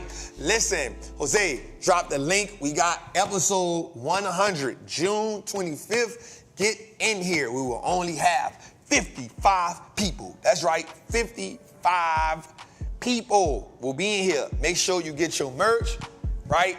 Remember, we trapping all year round. We got t-shirts, we got joggers, we got hoodies. Go on get what you need. We got hats. Make George earn his keep. Make him earn his keep. That's all. Tired of paying him for sitting down there doing nothing. You feel me? You want to join the Patreon? Jose dropped the link for the Patreon in there. Also got the link for Good Soil. But do me a favor, y'all. Just a couple real good favors, right?